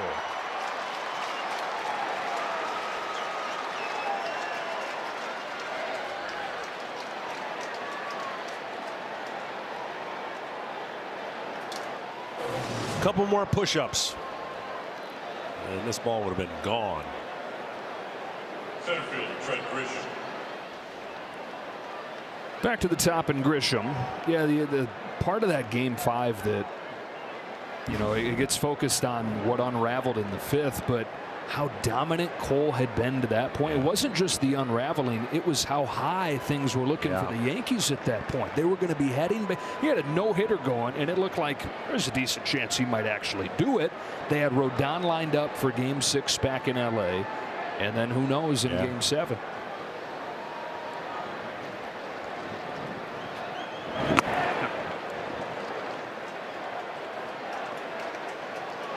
A lot of questions on both sides leading up to this series this week and yesterday before the game. What do you remember about Game 5? What do you think about last year? And for all the Yankees, the talk is, yeah, it stings, but we just think we lost. And yeah, it's a bummer the way it happened in Game 5. But look back to Game 1. It's really hard to lose that game the way that they did and then recover. I mean, ask the New York basketball team right now as they try to recover after the way they lost Game 1 of that series against Indy.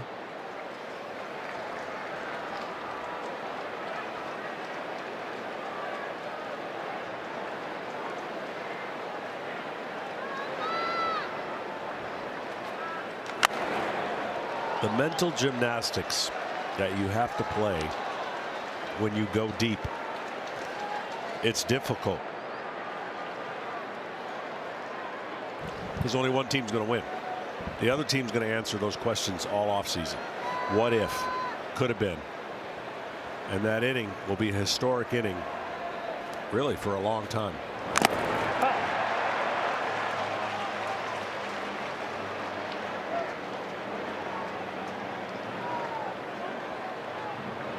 We had a million what ifs when you play that many one-run games and lose that many times.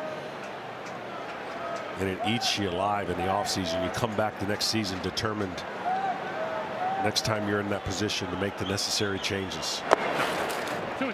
How about decades later? How often do those what ifs pop up? Oh, they're always there. Sports is cruel. I mean, we talked about how cruel it is for Aaron Judge. It's the cruelest, most unfair 1% arguments that people make about the greatest players that necessarily don't have the greatest postseasons.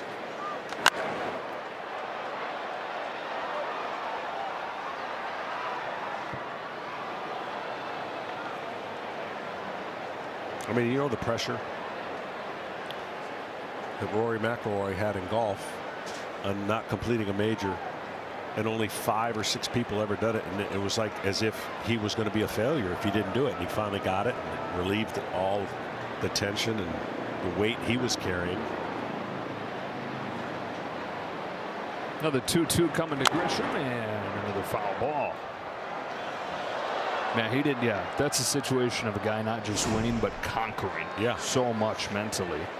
And that's what you have to do in this sport. You have to.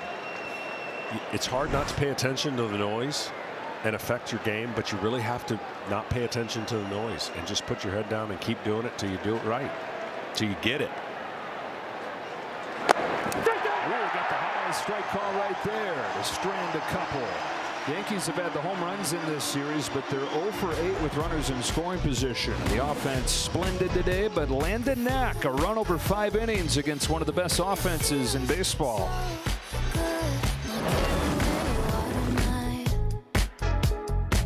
It's Mark Leiter Jr., who's not given up a run over his last 10 games.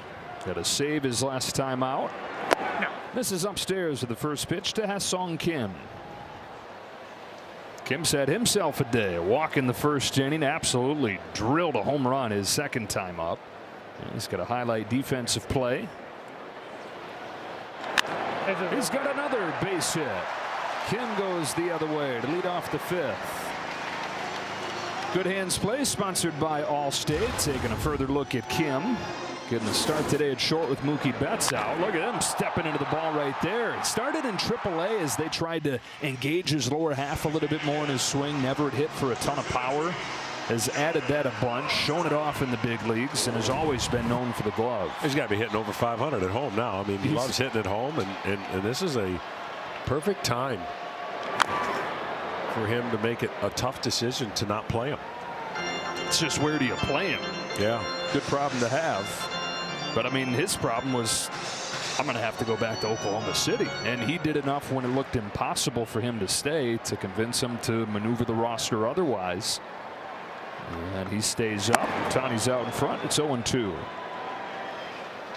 There's that pitch that Leiter has been successful with, is that splitter. Just 6 for 38, the league coming into this game. And I'm telling you, the Dodgers have not seen this Ohtani pitch and hit yet. Bouncing ball through the right side, and the second hit of the day for Shohei Ohtani. A couple singles through the right side of the infield. Kim streaks first to third. And what I was going to say is there's got to be some regression when he gets back to being able to focus on pitching. Today he threw. All right. You wouldn't come to the park as a hitter and do something else other than your routine. Now that's something else. And when he ramps it up more, he's going to have days where he hits. And the challenge for Dave Roberts is going to be convincing him, hey, how about today off? Like big 5 innings. We need a reset. But he's so special. He believes this is the way he's meant to be.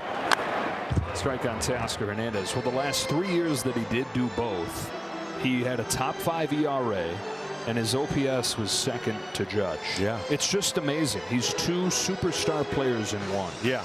And great point. But now 2 years have gone by. And it's another arm surgery. Right. It's going to be interesting to see how he navigates all of that this time around. In the air to right field, Cody Bellinger's there. Pretty shallow, makes the catch. Kim's not going anywhere. Ohtani, for his entire baseball life, pitching has been his favorite thing.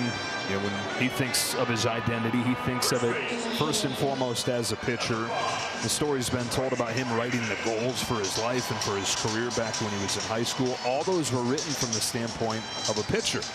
And so the idea of, man, should he just stick to hitting, and can he do it? Like, for him, there is no question. Right. I have to get back on the mound, and I have to do it at a high level. Well, it's amazing.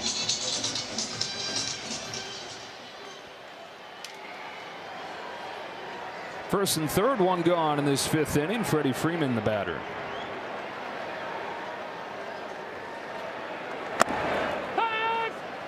Freddie Freeman, all those seasons in Atlanta, one of the best hitters in baseball. His average in his time in Atlanta was .295.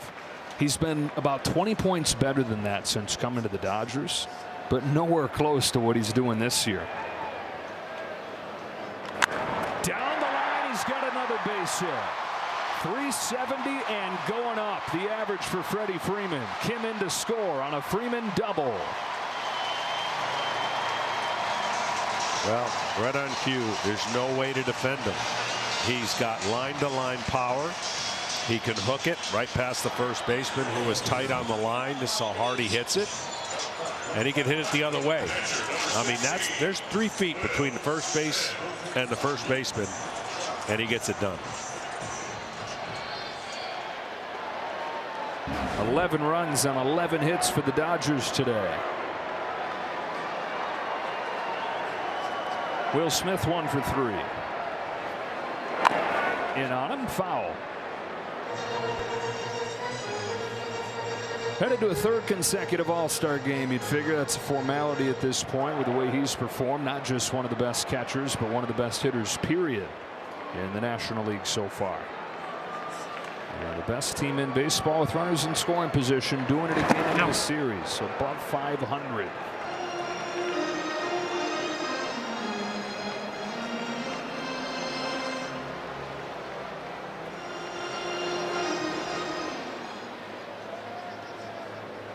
Ohtani at 3rd, Freeman at 2nd. A 1-1 pitch to Will Smith. This popped down the line, foul. Long-term contract for Will Smith at the start of last season. 30 years of age in his 7th year now with the team. Signed a 10-year extension. Dodgers knowing what they have. Steady hand, Will Smith. Having signed through his age 39 year. I just love how they brought him up in the game. when he was called up. They saw the playoffs.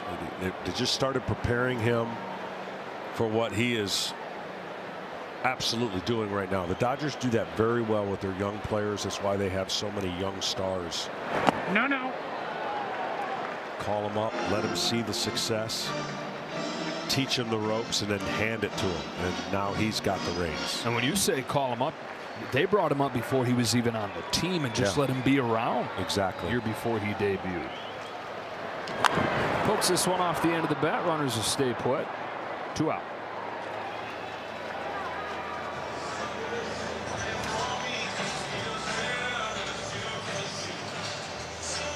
So the Yankees got Mark Leiter at the deadline last year from the Cubs and took him a bit to find his footing. Started to perform in the postseason. Yeah, he's been one of their top relief arms lately. Really outside of Devin Williams, who you figure is going to find it sooner rather than later, and has been better for the most part lately. This bullpen's been good. Sub-3 ERA outside of Williams.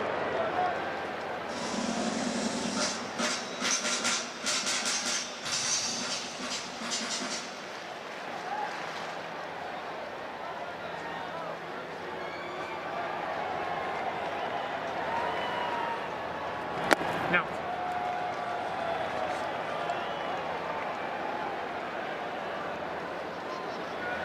Two for 3, 4 knocked in for Max Muncy today.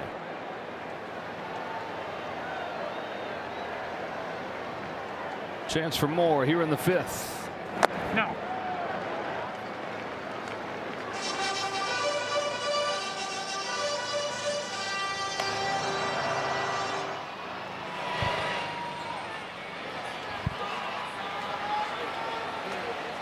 De Los Santos, who warmed earlier, back in the first inning, going to warm again as Muncy leans on one. If it stays fair, he's got his second of the game and the 201st of his career. Off the foul pole. 14 for the Dodgers over the first 5 innings against the Yankees.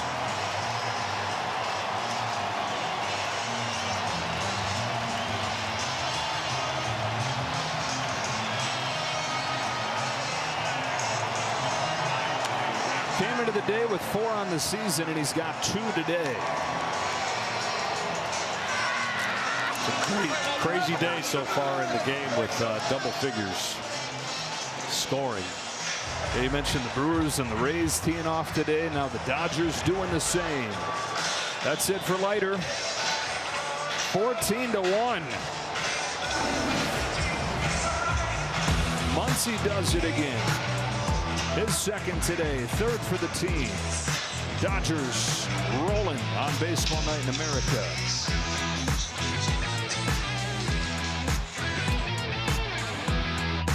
Runs in this game today, part of the 14-run explosion for the Dodger offense, and still just in the 5th. Yerry De Los Santos. He's pitched in both games in this series now. Had a rough go of it yesterday. His 5 hitters, 3 of them got hits. And was charged with 2 runs. Now to face Andy Pages. Pages, the only guy in the lineup for the Dodgers today yet to score a run.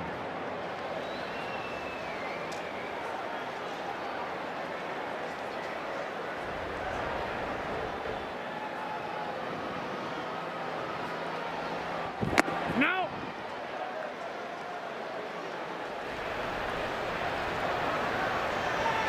One of those days you look forward to finishing for the Yankees. One of those days, baseball being an everyday grind becomes a good thing. And again the next day, turn the page as quickly as possible. Carlos Rodon going to go for the Yankees in the finale. They're going to have to do it against Yoshinobu Yamamoto, though. Fantastic matchup. The guys will have on ESPN Sunday Night Baseball.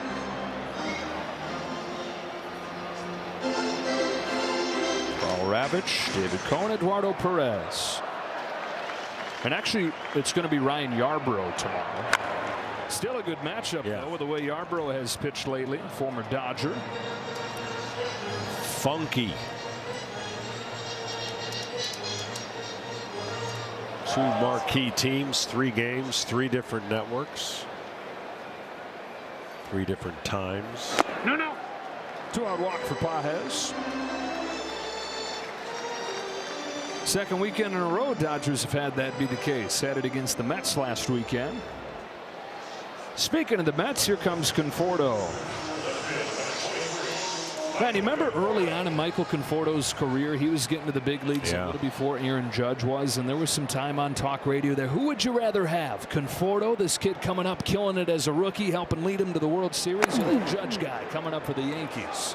It's crazy, right? Because Aaron Judge is in that rarefied place where we don't have a lot of examples of guys his size having success. You know, baseball is kind of positioned your players, and 6'8" just doesn't come around very often. Certainly doesn't come around and do the things he's done. 14-1 as Muncy goes off the foul pole for his second today. All have fallen flat. Aaron Judge has done his thing. 1 run came on a home run from him. 14-1. I wouldn't suggest always starting off with a curveball, but I would here. Oh man, he did it. He challenged him right at him, and I think Judge was maybe even expecting a curveball. I'm thinking, you're thinking, I'm thinking. Back-to-back fastballs, 0-2. That shows me something. From Knack? Yeah.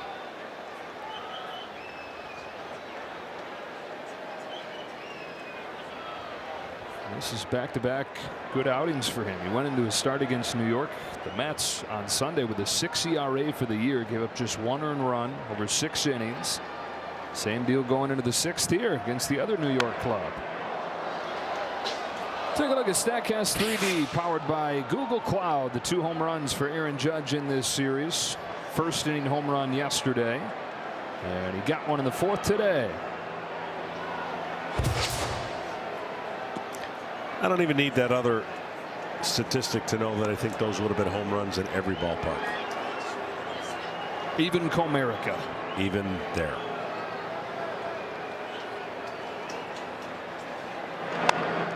Little spinner foul by the bag.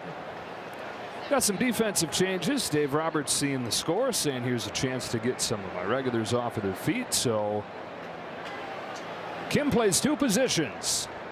Kim actually in center. Rojas at short. Pages over to right field.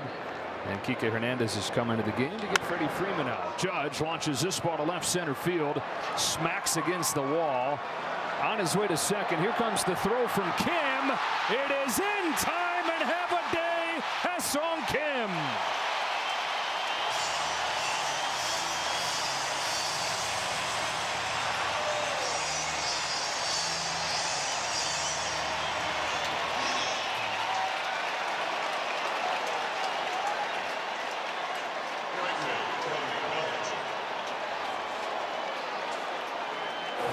This ball was hit so hard that it bounced right back to him. Easy throw to second.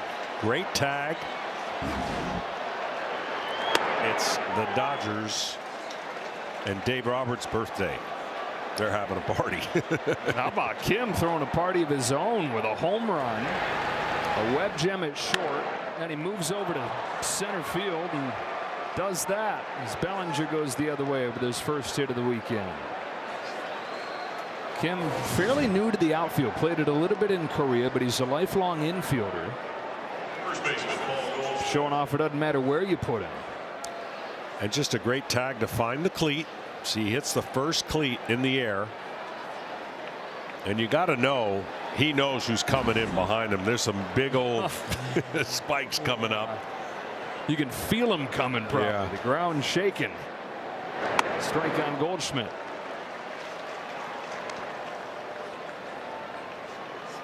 So Judge with his second hit of the day, back-to-back multi-hit games this weekend.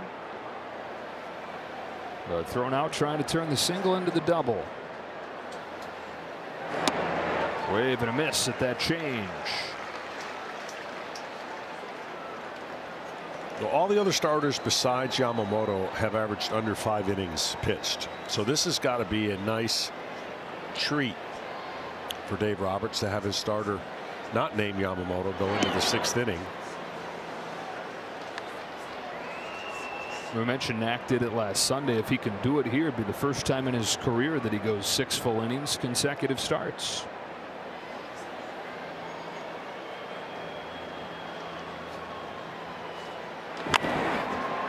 Pop fly right side. Kike Hernandez, and the ball has found 2 of the guys at new positions in this inning. 2 out in the 6th.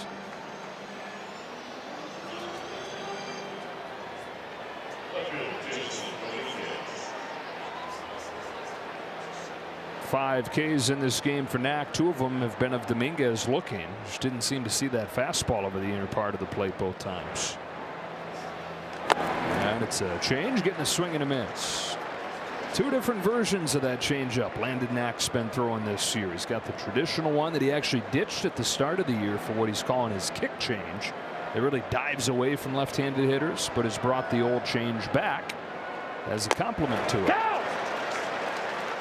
Well, the reason that pitch is so good, it makes his fastball, which is not 97 and doesn't have electricity behind it, but makes it firmer, and it gets on the hitter after seeing that changeup.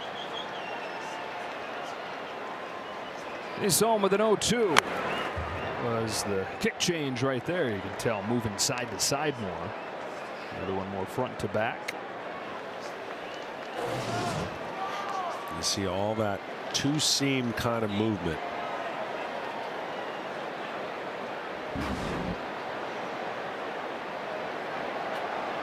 No.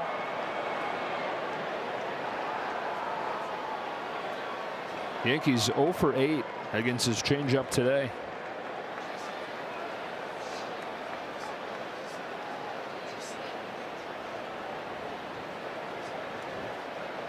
No in. Statistically, they've been the best changeup hitting team in baseball this year.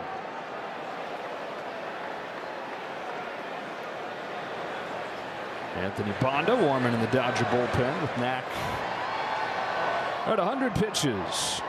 2 gone here in the 6th. Here's his 2-2 to Dominguez. No.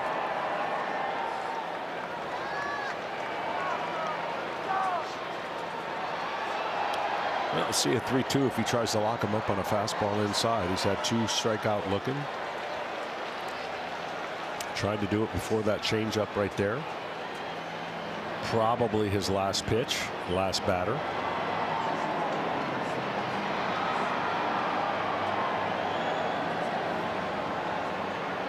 Here's his payoff. Right down the middle for strike 3. Finishing his day with his 6th strikeout, and he's gone 6 full in back-to-back games for the first time in the big leagues. All Dodgers here in game 2 of this World Series rematch. 14-1 as Tommy Edman leads off. Strike 1 against Yeri De Los Santos. Edman 2 hits today after he doubled and scored a run yesterday. Trying to get going again. They're missing time with the ankle injury. This is the side of the plate that throughout his career has been the much weaker side, although this year this has been the better side of the plate for him.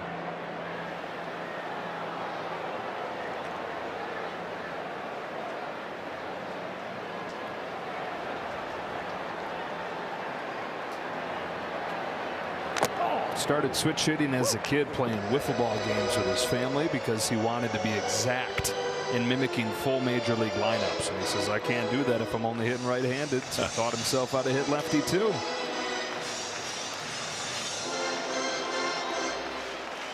From La Jolla, California to Stanford, with the St. Louis Cardinals, and now his 2nd year with the Dodgers.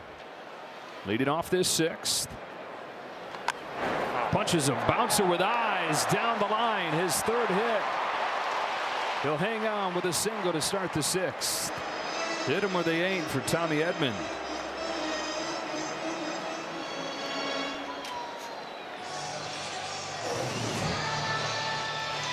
Well, what do you think got your season going when somebody might ask? It might be this game. Yeah. 3 hits. It always feels better when you can execute, even when it's hits like that. 5 hits in his first 10 games off of the injured list, and those 3 of them today. Kim's got a perfect day going in every sense, whether it's been at short or in center or at the plate, where he's 2 for 2 with a home run and a walk. The average for the year up to 395. Into left center field, another hit for Kim, and the day stays perfect. How about this guy? Well, you said, where's he going to play? I bet you he's going to play tomorrow. Somewhere. Find a way, Skip. And instead of Shohei Ohtani, another one of the recent call-ups. This is Dalton Rushing. Top prospect in the Dodgers system. Problem for Dalton is that he's a catcher, and that spot is occupied by Will Smith. And so while it's not quite a timeshare, he still is going to get a couple starts a week, and perhaps could play a role as a DH, like you're talking about when Ohtani comes back and begins pitching. Does he get more days completely off? Spot he could find Rushing. Bring the action. 250 over his first 2 weeks in the big leagues.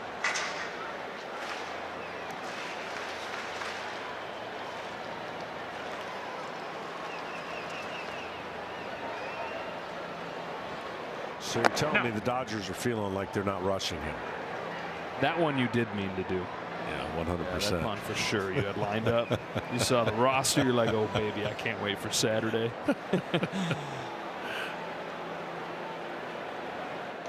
Now. Well, for more on Rushing, here's Kenny. Well, I talked with him before the game, Joe, and this is the first time in Dalton Rushing's life that he has not played every day. So clearly it's an adjustment, but he's enjoying being around major league players, enjoying being mentored by Will Smith, who also went to the University of Louisville. And what's interesting about his future is he could be the everyday left fielder next year if the Dodgers do not re-sign Michael Conforto. The problem with that is if you give up on him as a catcher, you're perhaps compromising his values. So that's a decision down the line, but right now he's soaking it all in. Showing off a pretty advanced approach at the plate. Yeah, looks hitterish. Really does, right? I mean, payoff. A pop up back of third. Bebas called off by Volpe. Well, the book close, you would figure, on Landon Knack. 6 innings, just 1 run against the top offense in the American League. did a nice job. Got a double play early in the first inning, and then his team responded with 10 runs in the next 2. And the kid from Tennessee with a bow to the boy from Korea. Kike Hernandez comes up. First at bat of the day for him.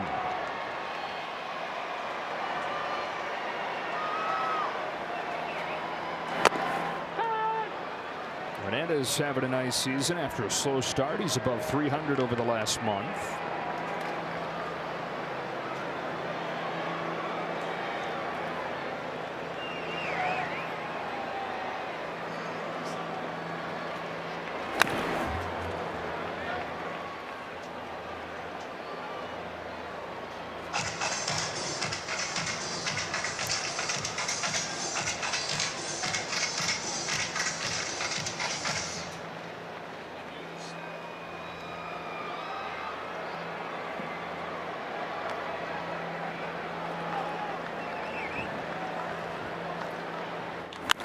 Hernandez on an 0-2 pitch, wraps a base hit into left field. They go station to station, and the bases are loaded. Which it feels like has been the case pretty much perpetually today. Game summary sponsored by PNC Bank. Dodgers did not waste any time. 10 runs the first 2 innings. The most runs scored through 2 innings for the Dodgers in 4 years. 2 home runs for Muncy today. Freeman and Ohtani doing it again. And one bright spot for the Yankees, Aaron Judge with his 20th home run. Another pitching change coming as Aaron Boone heads out there. Back in a moment.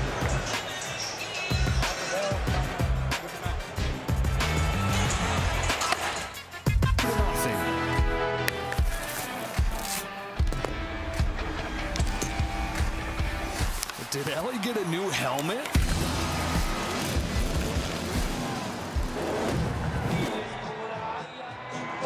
Craving more baseball? Just tell Siri. Show me today's MLB schedule. Yeah, we're headed to Bristol Motor Speedway coming up this summer for some baseball. I think that's going to be pretty darn cool. I didn't know how they were going to do it, and then after seeing the renderings. You and me going to get to do the pace car at some point? I'm going to do it. I don't know how, but I'm going to do it. Even if I have to break in and take a car. Yeah, forget the pace car. Let's get the real car. Yeah. Get the pace car out of the way. Let's go. Miguel Rojas, bases loaded here. First at bat of the day. Devin Williams on for the Yankees. No. 1 ball, 1 strike. Now, Williams is one of the big pickups this offseason for the Yankees. 1.86 ERA in 6 years in Milwaukee, but lost the closer duties first month into the job. No. Got his first save opportunity in a month on Tuesday against the Angels and got the save, but gave up 2 runs in that game. Barely able to hold on. One of the top relievers in baseball, though, since he debuted. The Yankees are hoping he can rediscover that. No. Yeah, I mean, it's awfully difficult. You go from a small market where he's had success, and you go to the biggest market where there's going to be not only expected success, superhuman success. And he's gotten off to a little bit of a rocky start, as you mentioned, but I think he'll right that ship, because that pitch right there is what has made him so dynamic. You got to throw strikes with your fastball. You still have to do that. But when you can throw a 3-1 pitch like that and get a hitter to swing and miss, you know it's a really, really good pitch. The airbender, they call it. And when your pitch is so good, it gets a nickname. You know it's something different. Grounded to third. Bibas will go to second for 1. Over to first, a double play. And so Williams comes on and strands the bases loaded, sends this game to the 7th.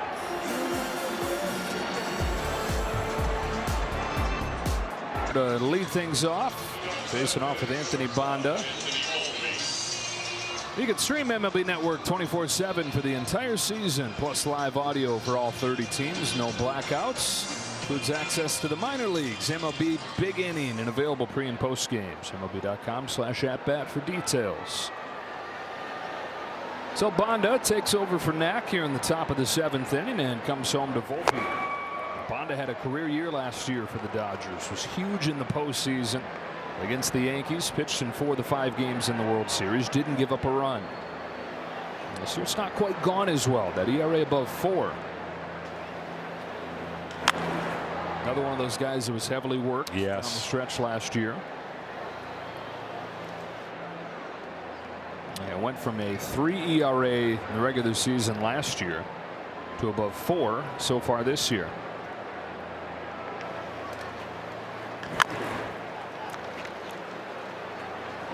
Volpe, Wells, and LeMahieu for the Yankees here in the 7th. Volpe's 0 for 1 with a walk. Lone run for the Yanks coming on a Judge home run back in the 4th.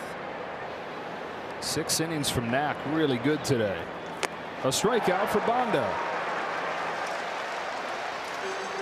And these Yankees are back on Baseball Night in America next weekend as they face off at the Red Sox. It'll be back-to-back weekends. Yankees and Red Sox go head-to-head. Boston the weekend after that. Check your local listings for the game in your area. 7:30 Eastern on Fox next Saturday. Rafael Devers, all the drama at the start of the season. He at this point is about the only good thing going for the Red Sox, who got shut out today by the Braves, falling 4 games below 500. It's been a strange, streaky year for Boston. We're over a third of the way, right, through the season. And I'll pose an interesting. Let's play a little. Do they remain, or I love it. We got divisional leaders with the Tigers, the Yankees, and a tie with Seattle and Houston. Do you see any changes that will happen with those divisions when it's all said and done? Well, give me a team out of Mariners, Astros. All right, let's go Seattle. Okay. I still think the Rangers are going to win that division. Okay. The Rangers, if they find offense, 100% love their pitching staff. They haven't scored, and they've got the brother of Aaron Boone's as their new hitting coach. It gets a little more interesting in the National League. You got the Cubs, the Dodgers, and currently, okay, right there, a tie between the Mets and the Phillies. So let's say Phillies, Cubs, Dodgers, current division leaders. I'm going to say those are the division winners in the National League. I'm going to go back to the American League, though, and say somebody else wins the Central. I'm not completely sold on Detroit yet. Interesting. That's interesting. They're in a good mode right now, and that's the beauty of being over a third of the way. Teams are going to make moves, right? They're going to have. It's going to change the direction after the All-Star break. But in the American League East, the Rays got hot, the Blue Jays got hot, and the other two teams in that division have kind of lost momentum with the Red Sox and the Cardinals. Yeah, the Yankees have the largest division lead in baseball with 6 games coming in. How about them Tigers, though? 38-21, building off of how they finished last season, making a run to the postseason. Tarek Skubal making a case for back-to-back Cy Youngs. How about guys like Spencer Torkelson, Javi Baez, who you figured, you know, they had their chance and they were done, re-emerging this year.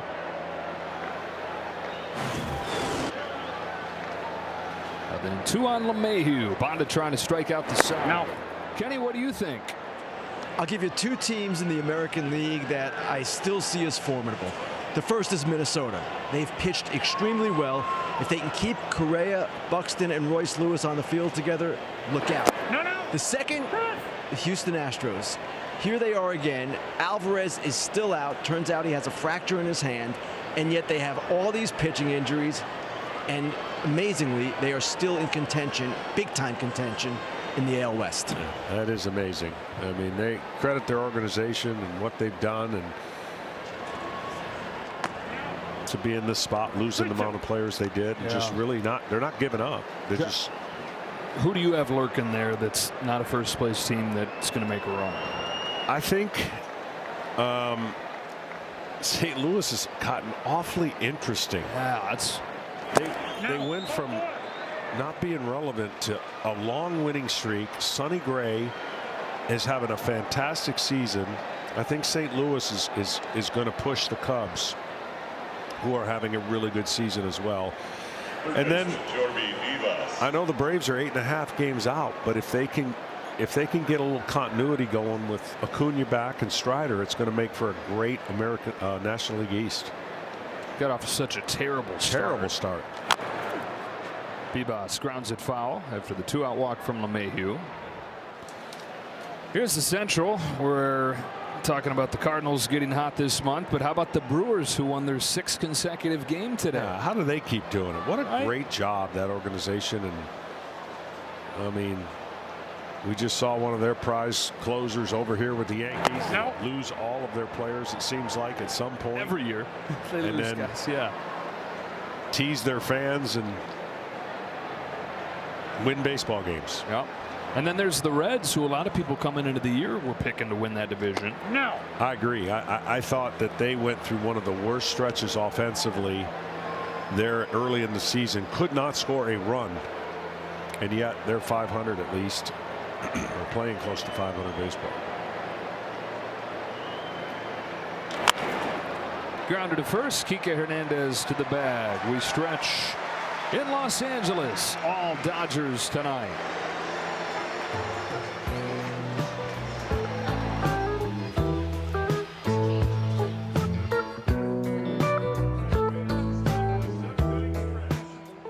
We take a look at Fox Foresight, powered by Google Cloud. Giving Will Smith an 80% chance. Wow. That's high, Google. Thank you, though, for powering these real-time insights. Luke Weaver's on the pitch. This is the Yankees closer, but desperate times given the pitching situation today, calling for him to come into a 13-run game. They got just 1 1/3 from their starter, Will Warren. And so Weaver, the 7th guy they've used. I still can't get over 80%. Yeah, I know. Hey, he's having a good year, but my goodness. 1 for 4 today, hitting above 400 the last few weeks. No. A couple new defenders in the game. Oswald Peraza comes into short, and J.C. Escara. Did Google know base. Weaver was coming in? I don't know if they knew that. This guy's good.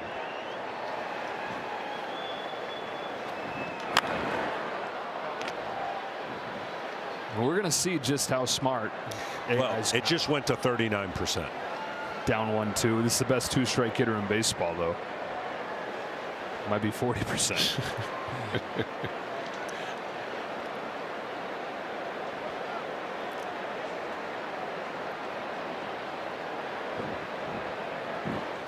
Humans are still the best. Yeah. Love humans. 1 gone in the 7th. Now Luke Weaver, what a story this guy is. Former first-round pick, top prospect as a starting pitcher. Now 31 years old in his 10th year. He had never had a save until the end of last season. Becomes their closer for the postseason run, and then they go trade for Devin Williams. They say thanks for your service as the closer, but you're now going to be a setup guy. No, a month into the year, he's right back into that closer role. And he misses the first one to Muncy. Baseball is a crazy sport. It's a long season. So many things can change. You always have to be ready. You never know when your moment's going to come. And for Luke Weaver, he might be in the prime of that right now, and how he's really turned his career into a severe weapon for the New York Yankees.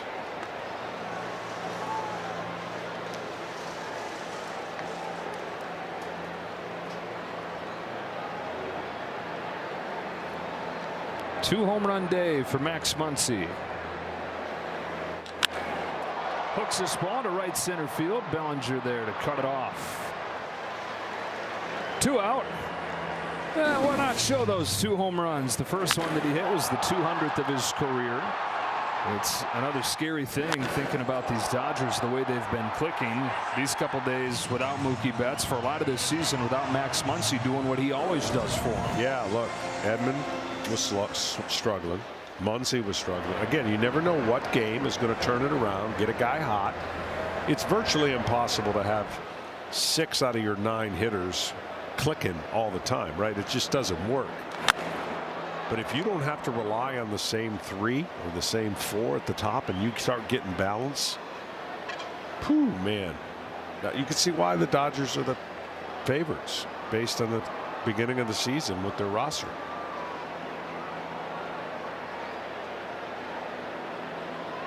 Pages, only guy in the starting lineup that has not scored a run in this game. He's got 2 walks, but yet to touch home plate. Second-year big leaguer out of Cuba.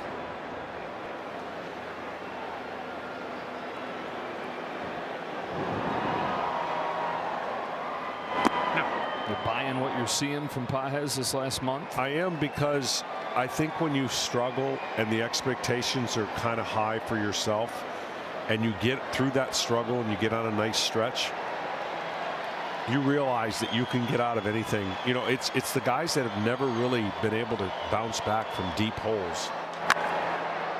It's something goes in your system and your brain where you go, I can overcome. Like I've been down and out. I've been 0 for my last 16. My manager believes in me. He told me just to go be athletic.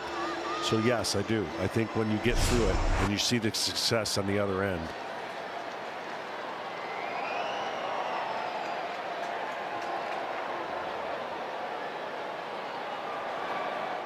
No. Plus, he's one of the best video game players of baseball that we have. And by that, you mean playing the video games himself. MLB The Show. Yeah. Knows all the trends of all the pitchers. Yeah, it's not even fair. Guys playing them, playing them online like, who is this dude? That's hit hard to left center field, headed for the seats and gone. Well, now everybody in the lineup has scored a run today. And for Andy Pages, he's done so with his 10th home run of the year. like to play with himself on the video games lately. Right on cue.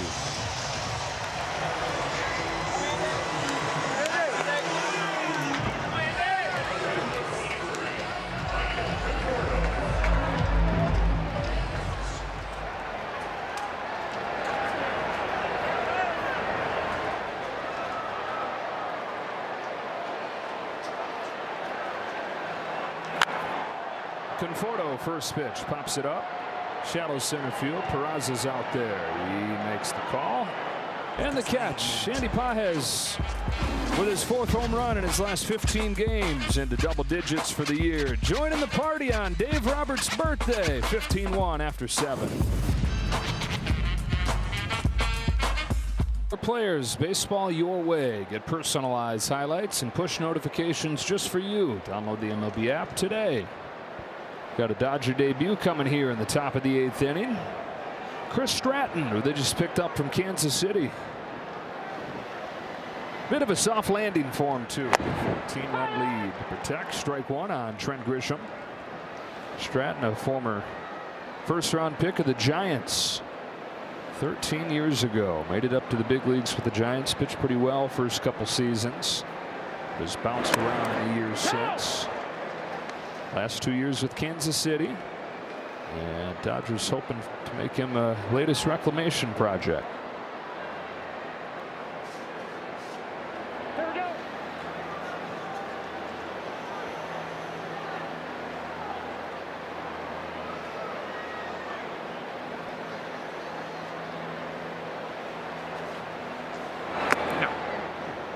So 1-2 on Grisham.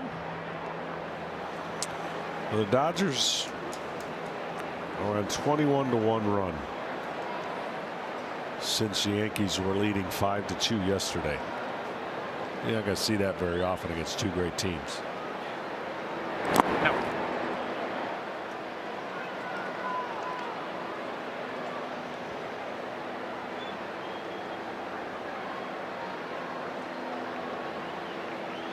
Judge is on deck. Don't change the channel, please.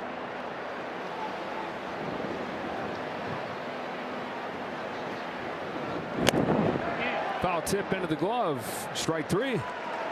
Stratton strikes out Grisham. And now here comes Judge. 2 more hits for him today, including his 20th home run of the year. Oh, he's all the way down to 391. Man, what is wrong with Aaron Judge? Slumping.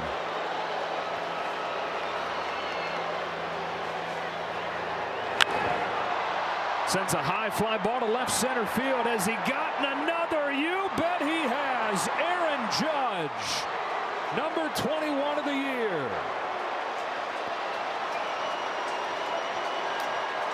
Well, it's the Dodgers 15 and Aaron Judge 2. Man, oh man. On a day where the Yankees fall flat as a team, Judge still stands tall. 3 hits, including 2 home runs. 3 of them this weekend for the Yankee captain.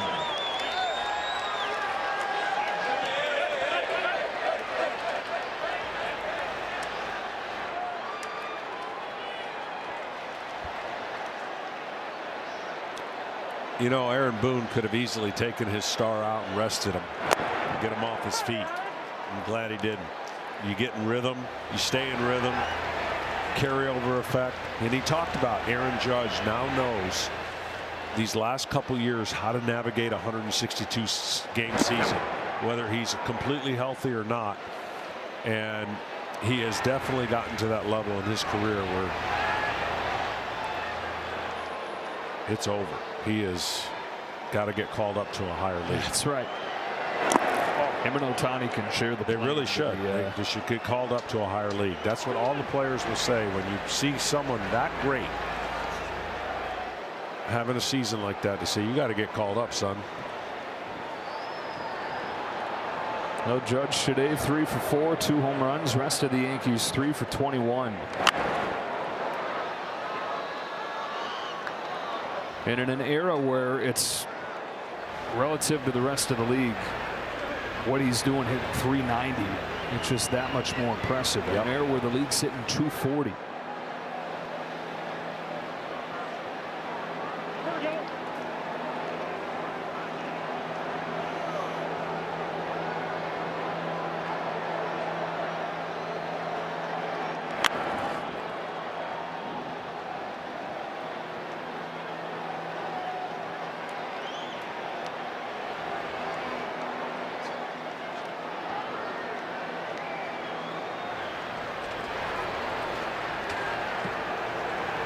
Trying to give a run at a Triple Crown, which has only been one of the last 57 years in the American League. Miguel Cabrera.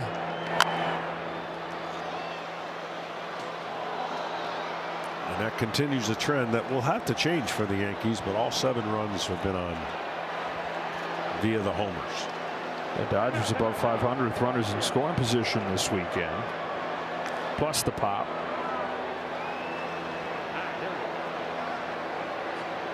Aaron Boone's team going to suffer back-to-back losses for the first time in almost a month, and a series loss for the first time in a month.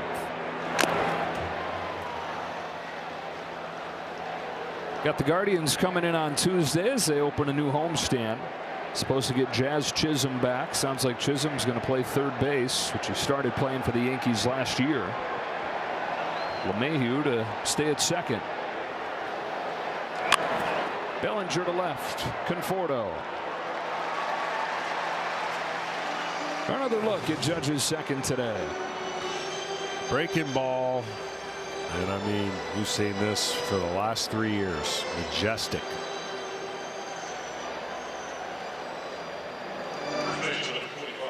AL record. So much so that the opposing manager could just say, wow. Yeah.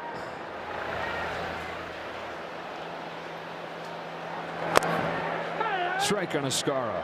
62 for Judge, set the American League record in 2022. Hit 58 last year. Pace up around there again. One of a handful of guys that already has 3 50 home run seasons in his career. Nope.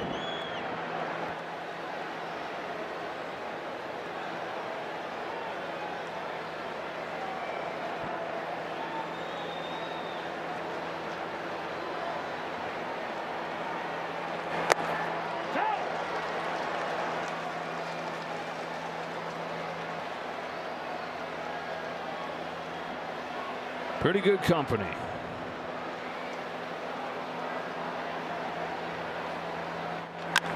Escara on the ground. Rojas gets there to his feet to first. Got him. Miguel Rojas, one of the best fielders in the National League, makes a nice play there to finish off the top of the 8th. But the one shining star for the Yankees today, the biggest star, Aaron Judge with 2 home runs. Dodgers and licking their chops for more here with a position player into the game to pitch. Pablo Reyes floats in strike 1 on Tommy Edman. It's his 5th career pitching appearance, and he's got a .225 ERA. Veteran utility man.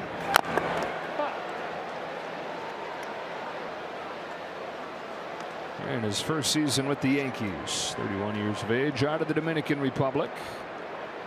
Try and cover the final 3 outs of this game. A quick pitch to Edman there. He's got a base hit to right on a 4-hit day.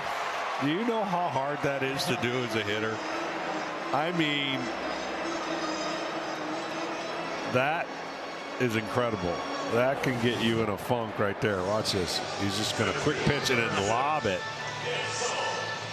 And Edman puts the foot down and just is able to hit the ball where they're not. Tommy came into the day 5 for 35 in his first 10 games off of the injured list. He's 4 for 5 today. And now Kim down the line. He's got another hit.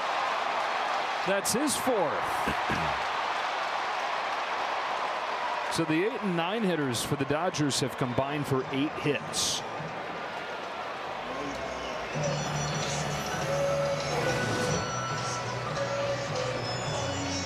Incredible.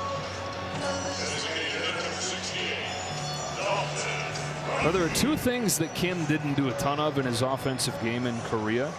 Hit for power, which we've seen him do today, and hit the ball the other way, which he's done more than anything since getting to the big leagues. Here's Rushing sending a high fly ball to deep right field, and his first major league home run comes against Pablo Reyes. Well, I was going to ask you if the Dodgers end up with the most runs today, but it's a moot point. Looks like they have. Yeah. 18. Brewers had 17. Oh, you mean across baseball? Yeah, the Rays had 16. Now, if you're Rushing, are you saying, man? No. You don't even care how you get. No. Give me, yeah. That feeling's too good. It's actually harder to do against an eephus pitch than it is against velocity. No. Yeah, hitters will tell you, like the ceiling on a situation like this, you hit a home run, everybody's like, yeah, you did what you're supposed to. No. The fans sitting there watching it. It's much harder than it looks. So the floor is so low when you're facing a position player, because sometimes it doesn't work, and it's humiliating when it doesn't, no matter how hard it is.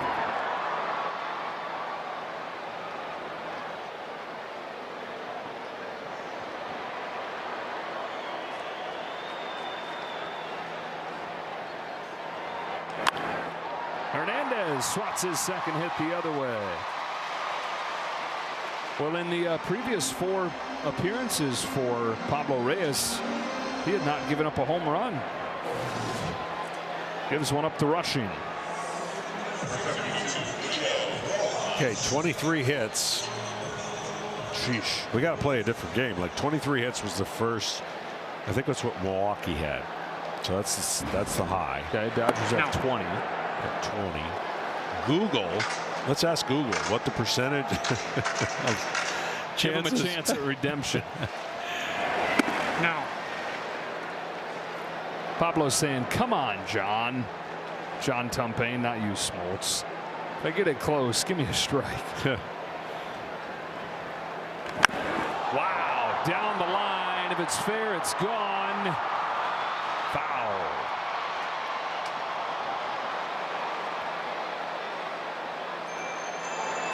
Yeah, the Brewers had 23 hits.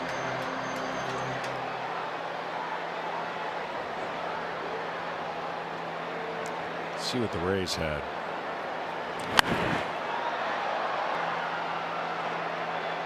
Into left. Wow. Dominguez has it.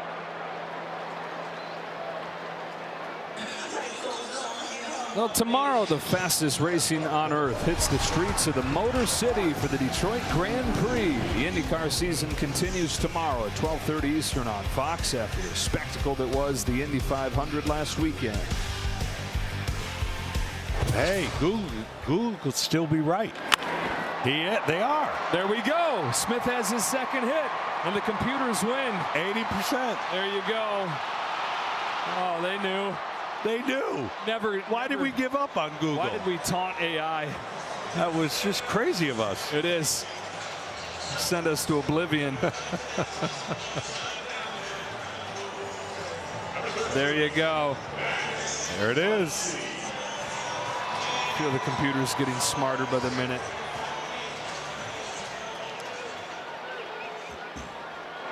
All right, you know, Muncie's up there looking for one thing, and that sure is a 3-home run game.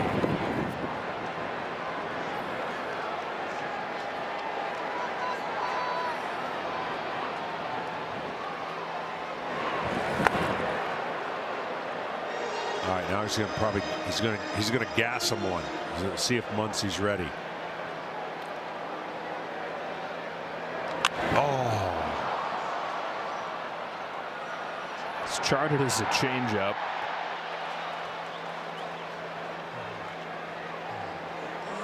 Max had his chance. Oh, he's saying.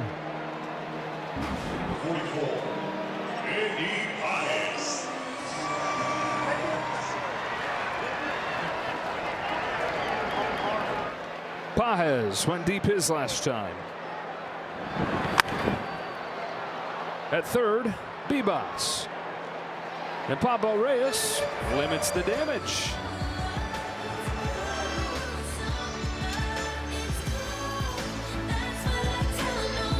initiative to highlight the fun and accessible ways to play our great game. To learn more, including how to find a league near you, go to playball.org and follow @playball on social media. Kike Hernandez now pitching the 9th inning for the Dodgers as Jason Dominguez flies one over Conforto. And to second with a double goes Dominguez. They made that helmet for Bobby Miller after Bobby Miller got hit by a comebacker. Bobby didn't want to wear it. Kike said, "I'll use it." And it's his second pitching appearance this year, and he's rocking the helmet.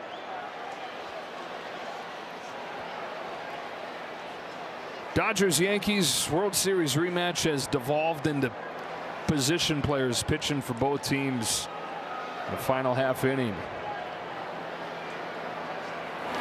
No. I'm just not a fan of it. You would have looked good like that. And I understand why people do it.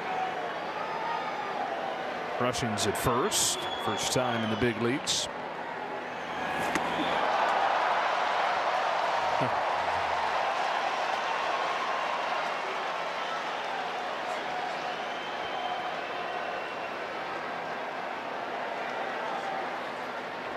It's Peraza's first at bat today. Came on for Volpe. Stopped at third by Muncy.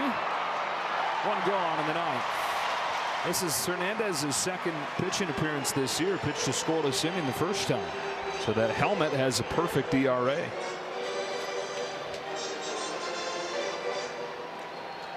Now the Yankees in danger of losing by 16 runs for the first time in 6 years. Wells past Hernandez. Rojas is there. 2 out.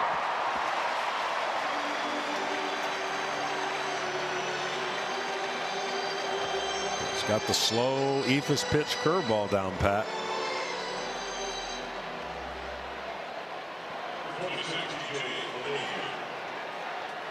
LeMahieu with 2 gone in the 9th inning. Popped into center field. Kike Hernandez will pitch a scoreless 9th inning and put the finishing touches on an absolute blowout. Dodgers 18, Yankees 2. Didn't see this coming. Wow. 18 runs on 21 hits on a day where they're without Mookie Betts. And the Dodgers in the World Series rematch have taken this series from the Yankees, handing the Yankees their first series loss in nearly a month.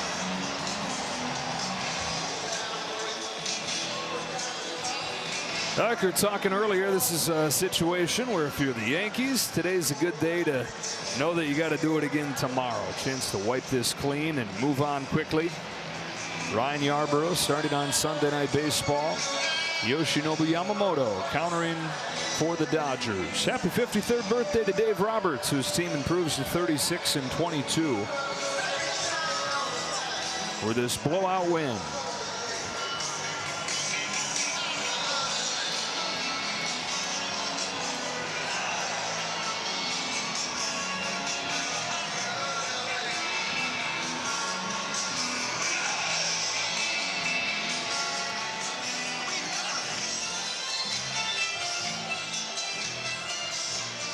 Ken Rosenthal has Max Muncy.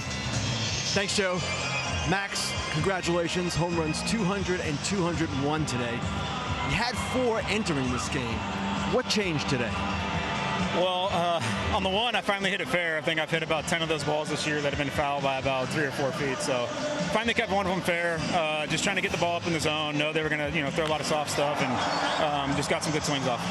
End of spring training 2017, you get released by the Oakland A's. Now you're 8th on the Dodgers all-time home run list. If I had told you all this was going to happen back then, what would you have said?